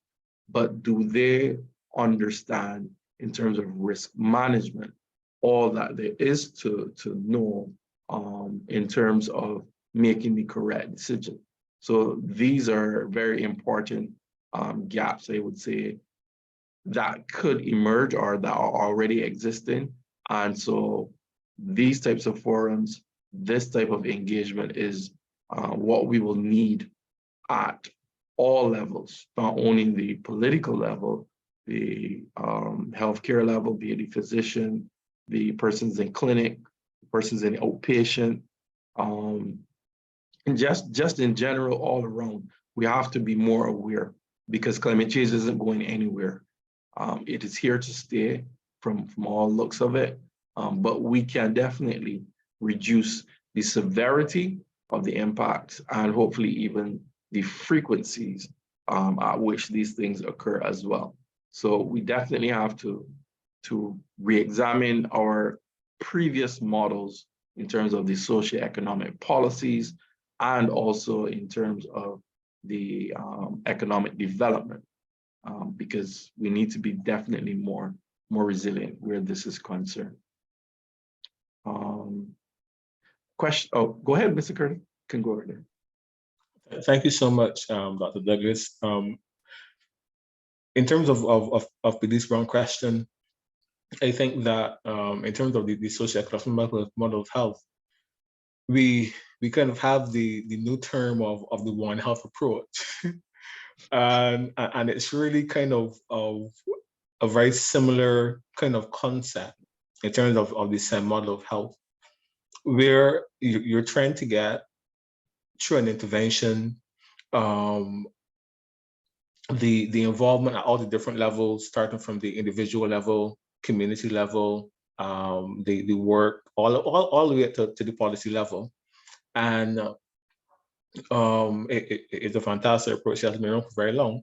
But I kind of see that there can be a separation in terms of politics and this particular system, especially given that in our member states, the formulation of government tends to be having the minister in terms of the ministry, and then you have the technocrats who would formulate the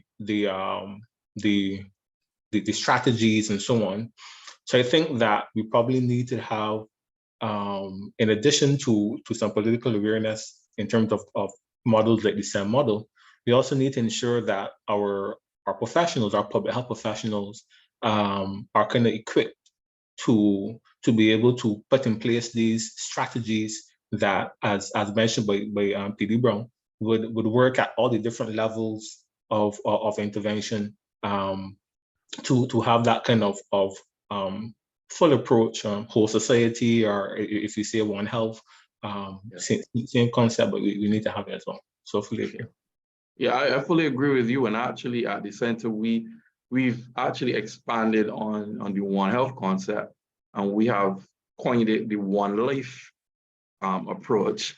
And actually it's a pretty interesting model where we incorporated the political element. So it's called PEST HEAL.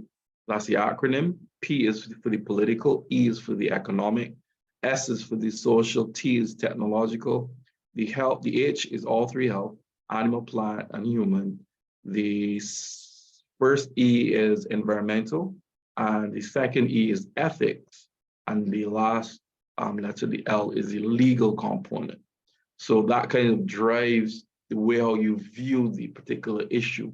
And so it causes you then to look in each of those areas and see what are the salient issues that you need to confront. And also part of it is also risk communication, is essentially what we are all speaking of, being able to communicate very clearly to various different audiences the importance of a particular issue, but you can't adopt the same approach for each audience. You have to tailor it to meet the needs and the understanding and the level and ability of who you're actually speaking to. So that is definitely highly important. Ms. Turton, your hand is still up. I'll see if you are still there. If not, we'll go to the question and answer. I see there's some more questions. They're coming in. Ms. Hines, this one is for you. Ms. Hines recognizes one of the critical areas of mental support, that to the first responders who need this even as part of their normal operations. Question of support mechanism applies to victims of flooding. Persons with physical or mental disabilities are a subset within those affected. The mal effects extend to most persons, including children. So that wasn't much of a question, that was more of a statement. So thank you very much, Mr. Daniel. Ms. Jillian Ellis has a question. Climate change can have a big negative effect on food security. In terms of our livestock, including poultry, what are the prospects for our regional production? What do you suggest that we need to do to secure our food in the islands? Is a regional approach better than a national approach? I think that's 3 questions. One is the prospects on regional production. The second is in terms of what we need to do to secure our food. And the third is regional versus national. So I would venture to answer these ones. I think the prospects for our regional production is that it's going to impact, climate change is going to impact every sphere of life that we have, from school attendance to, traffic as we go on the road. In every area of life, you can see how climate will impact on you and your day-to-day living. So you have to be aware of it, and you have to see how you can attend to it with poultry farming, persons who have, the large tunnel pens. They are more climate resilient as it relates to the mitigate against heat. And I believe that Dr. Isabel Goran and some of her students are actually looking at that at the moment, looking at the impact of heat and heat stress on poultry. So you can look out for that. And then also if there's flooding, to ensure that the siting of the pen is adequate. And if you're living in a flood-prone area, then perhaps you may not rear chickens, especially in the wet season there. But you may be limited in terms of what you can do in terms of reciting. So that is also a critical issue that some farmers will have to look at and examine, in the ministries of agriculture. We'll have to work with them along with the Met Service to see what the risks are for those particular farms, and see if there are any interventions that they can design to help them and assist them. And then if you're thinking about crop production, that is also another issue. And we have to, kind of entertain the idea of maybe we have to shift the way in which we actually perform agriculture, just going from land and perhaps looking at other systems for growing and producing food. There's containerized farming. The inputs for that initially are expensive for most farmers, but how can that be facilitated throughout the region? Because we need more climate resilient farming production systems to be able to feed a growing population within the region. And it comes back to what we discussed earlier in terms of understanding the impact of climate also on procurement. Because if we are importing so much of our food, and on top of that, our local production, our regional production is also being impacted by climate change, we have to get a better handle on understanding of the way in which climate is affecting supply chains and also procurement, but also in situ within our countries, how that's also impacting on production. Because if you can understand how climate, for instance, drives demand, is it when during the rainy season, are there certain products, goods that people, there's a higher demand for? Then in terms of the import substitution strategy, if you can understand that a bit better in terms of the surge demand, then you can inform farmers on what crops to plant because of you know, what the demand would be in the population, and then you can fit the demand with the production. So I think we need more climate smart systems. And a country is like a human body. The human body is a system with several systems inside of it, all working together.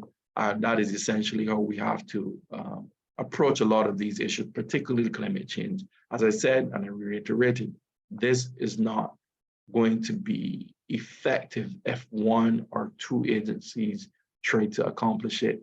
It has to be really a complete effort, a combined effort from all sectors, pulling in the same direction. And whether or not it's regional or national, I think whether you put it in the region or in a national context, how we see biosecurity and ecosystem is as small as your house with windows and doors, or it could be your car, or it could be the country, or it could be the region. But applying the same methods and approaches where you're pulling together, moving in the same direction, I think applies to whichever skill you're looking at. So that is very, very important. Are there any more questions? I hope I answered that for you, Ms. Ellis. All right, so I think that we have no more questions at present. All right, I'll give the panelists at this point in time the opportunity to give some parting comments, 2 minutes. Dr. Isabel Guran, I'll let you go first. Thanks for the challenge. Well, I think you say it all. It's just like looking at, I'm always saying to the student, like, look at the whole picture, not just at the tiny one, and see how things are imbricated together. So it's this question about, like, do we do it like at the island level or regional level? It's just like how it can, if you cannot support yourself, you cannot help other people either. So it's how we can imbricate and having communication between the different, what do you say, the different people working, like with the management, what is it, disaster management people, talking to town and planning people, talking to all the other agency and not acting individually, because it's just to get the whole pictures, everybody do his part, it seems.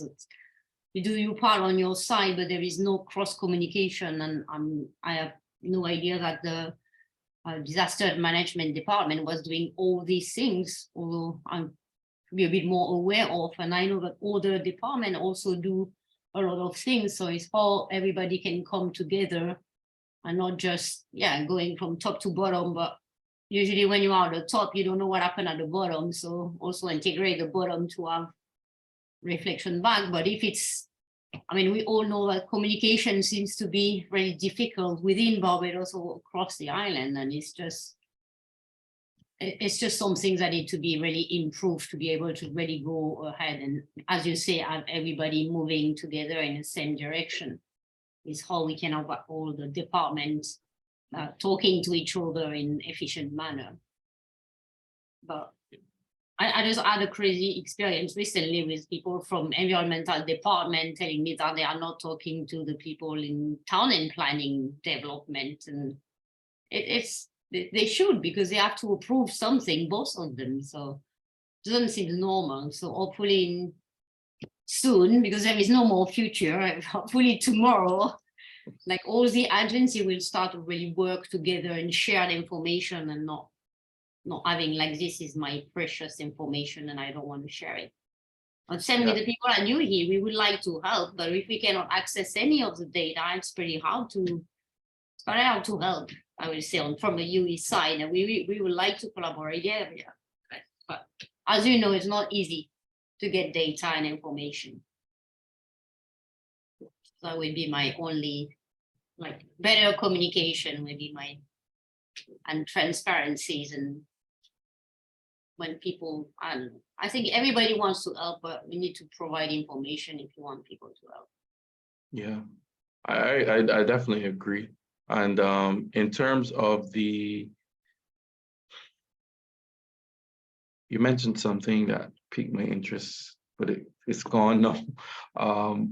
Oh yes, in terms of the access to data, I think it comes back, as you said, to us moving together in the same direction. From my engagement with most government departments, I think it's a matter of the siloedness, so the disconnect, and also sometimes the under-resourced nature of it, and they have so much to do that they do a calculation of, in the long list of things that I have to do, where is the priority, or which fire do I out first? And so I think if we can also, when we do make demands, find a way and a solution of how to empower the acquisition of data simultaneously, then you actually may see it work out in our favor. Because when you think of it, we are looking for, if you are UE researching, you're going in, you're asking for data, you're looking for a ready-made solution, which is not always possible because of, you know, the way in which the whole system is built. So if there are deficiencies, then if we are desirous of that data, we have to make a calculation of, okay, can we also help? And it helps us in a long-term view in terms of you're building data, proper data management systems that you can then leverage to do research, do the analysis, and on top of that, from that analysis, be able to communicate the risk effectively, designing, for instance, like the early warning systems that Mr. Curtin mentioned, and to be able to then use that data to make informed, practical decisions. So I don't want to leave that just like that, but I understand. But there are ways in which you can assist outside of just accessing the data. But like for instance, what we are planning to do with the Barbados Fire Service, they actually had a really good data collection system. They had really good data, but there are also gaps in terms of the data management. And so we are going to assist them with helping to bridge that gap. And I think that's the kind of, like I said, hand-in-hand approach where you have to pull each other along and see it as an issue for all of us, because we all will be, it'll be to all of our detriment if we don't work together to get where we need to go. So I think that is important. One thing that I was hoping that would have come out of the webinar is to understand, now that you mentioned it in terms of data, but who collects the flood event data in Caribbean countries, or even in Barbados? Let's start there, or even, because I'm thinking of how would we be able to like, I know there's fire data, you can get, you know, discrete fire data, but do we have a way of collecting the number of floods and where these flood events would have occurred? Is there an actual system or systems in place to do this? Because in order to understand, I think, how climate is influencing, obviously, flooding, but then the other extenuating impacts, it would be important to, I think, have that type of data. If it is not existent, it is understandable as well, but I just was curious as to where that type of data would be domiciled. Ms. Hines or Mr. Curtin, you guys have any idea of where that would be, or you are like me, not aware exactly of how that all works? I'm not sure if it's in the office, if it is, you know, in terms of emergency management, for instance, but I figure the emergency management may not be triggered in every case, because the flooding may not be an emergency. It may be, you know, an event, but not necessarily equated to an emergency, but maybe I don't know. I'll probably go first and leave the major contribution to Kerry. But in a different dispensation, when I was with the Ministry of Health Barbados, we would have collected that kind of data from the Drainage Division. Yeah, and the data was, it didn't capture or aggregate by by the occurrence, but merely the site. So they were just a historical listing. At that time, there was a map as well, with the pins on it and so on. So you didn't get the quantification of the floods. Yeah, okay, yeah. Right. Well, they did have some data that was very useful for us back in 2015, 17 or so. Yeah, and I think Mr. Gearwood was on the first webinar that we had, and he did mention that he wanted us to work together to do that. So that's a good area that we can, with, and when I say we, I mean UWI, work collectively together with the drainage unit and to work on that. And it was a similar case with fires as well. They had a very good idea of the number of fires, but in terms of the magnitude and scale of the fires, that's something that we're working with them now to hopefully rectify going forward. So Kerry, you wanted to weigh in as well? Just to say that and agreeing with you guys, there are a number of agencies that would collect different types of data or different subsets depending on their particular focus or priority. It is important though that we seek to consolidate the data that's available, because a number of agencies would collect data. And it is important that this data is consolidated to support the decision-making, not just in the immediate emergency response, but even in terms of resilient development and development planning and what's not within the various sectors and collectively, nationally. We do have data repositories in individual agencies, and I know in terms of the University of West Indies, they're depending on if you're doing a project or what's not, or CIM, which you may have data. I think it is very important to have a panoramic view of the data that is up there, because I know people use data for different things. Yeah. You can manipulate the various data sets to suit your particular purposes or to support your research or the project that you are undertaking at the particular point in time. But I do agree with the whole particular issue in terms of having that consolidated information available to persons. And I would have spoken earlier in my presentation about the whole risk information platform. Yeah. And it is important that we have reliable data and standardized data as well.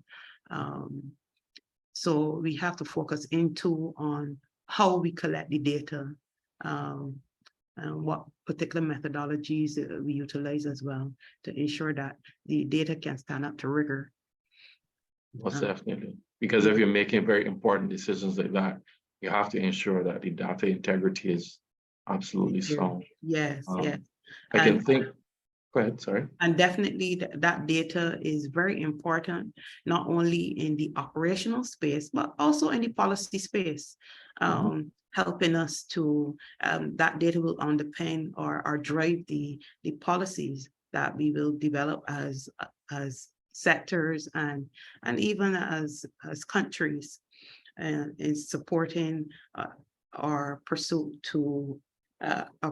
of being resilient states.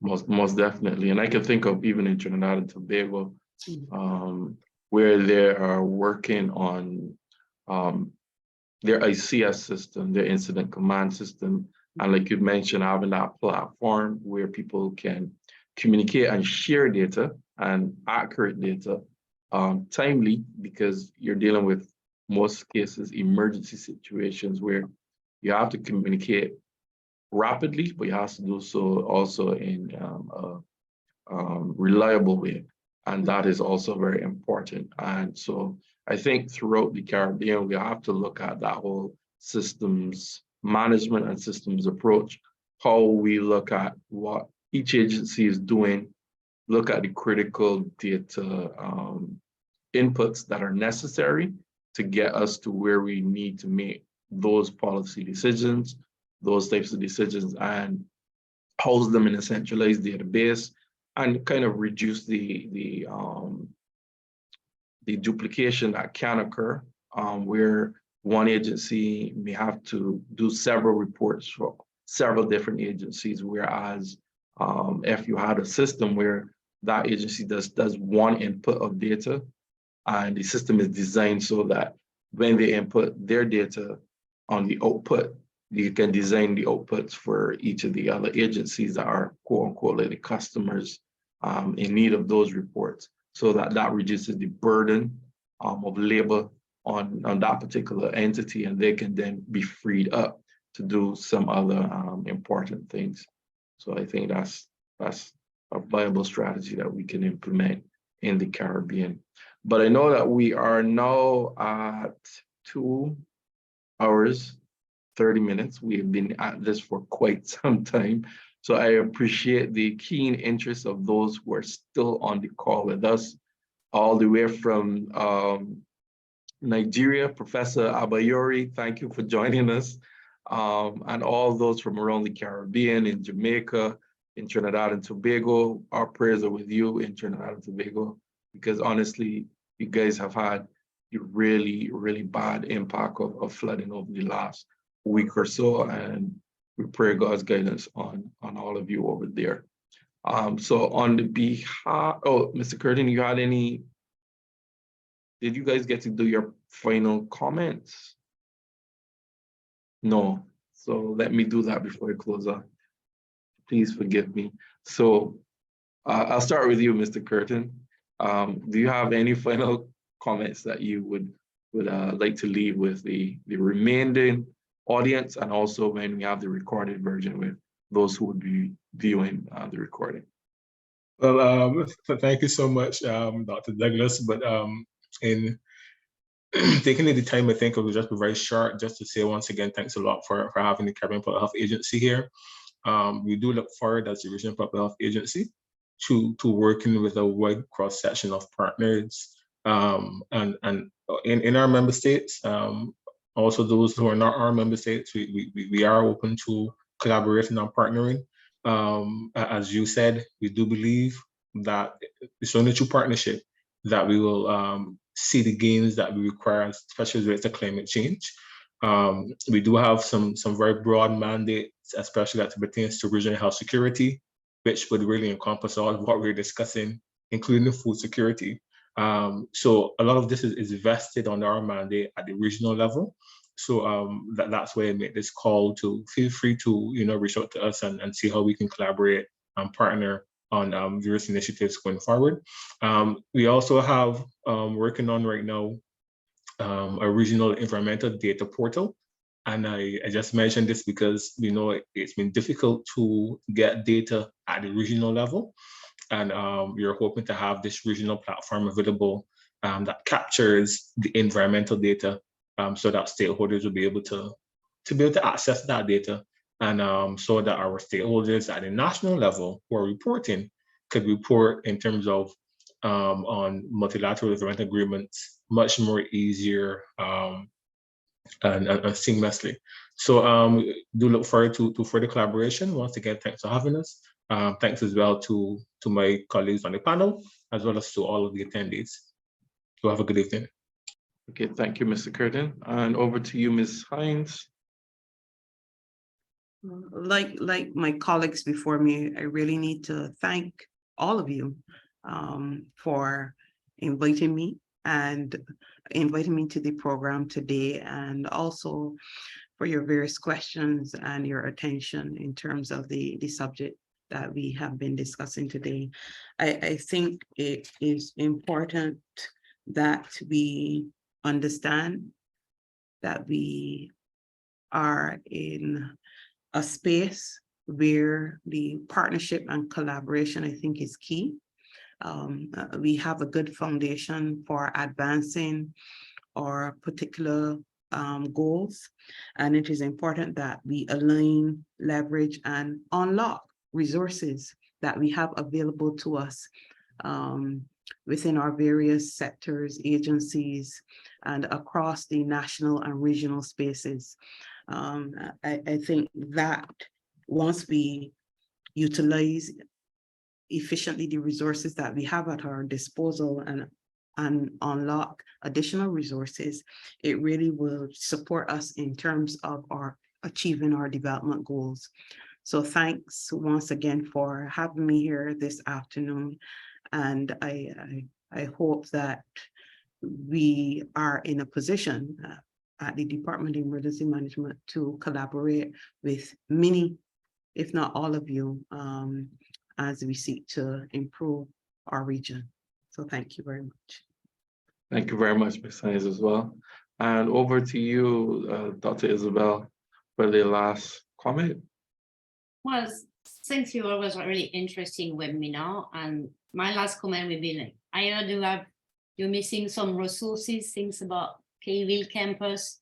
There is plenty really good students here that we're looking for internship and are willing to help and can actually look at the data. We are a trial with Mr. Jordan, Timothy, and Kirk, but we're really producing good students and with a major in environmental science. If anything that you are like, I can ensure you we really have good students. That would be our last, because we need collaboration and they are the new generation, so they need to be invested in what you guys are doing at the moment. That would be my last comment. Thank you very much for having me in this webinar. Yes, and I want to express heartfelt gratitude to first the persons that sits for arranging the webinar, also Ms. Janice Brown for helping to put this together, sending out the correspondence to all the panelists, to you, the audience, for joining us and for staying connected to the events here that we are hosting at the Center for Biosecurity Studies, and also the wonderful panelists that we had today that really give the unction to this particular webinar. I'm really happy, and I look forward to very keen collaborations in the future. The center is open to start its graduate program from next year, September.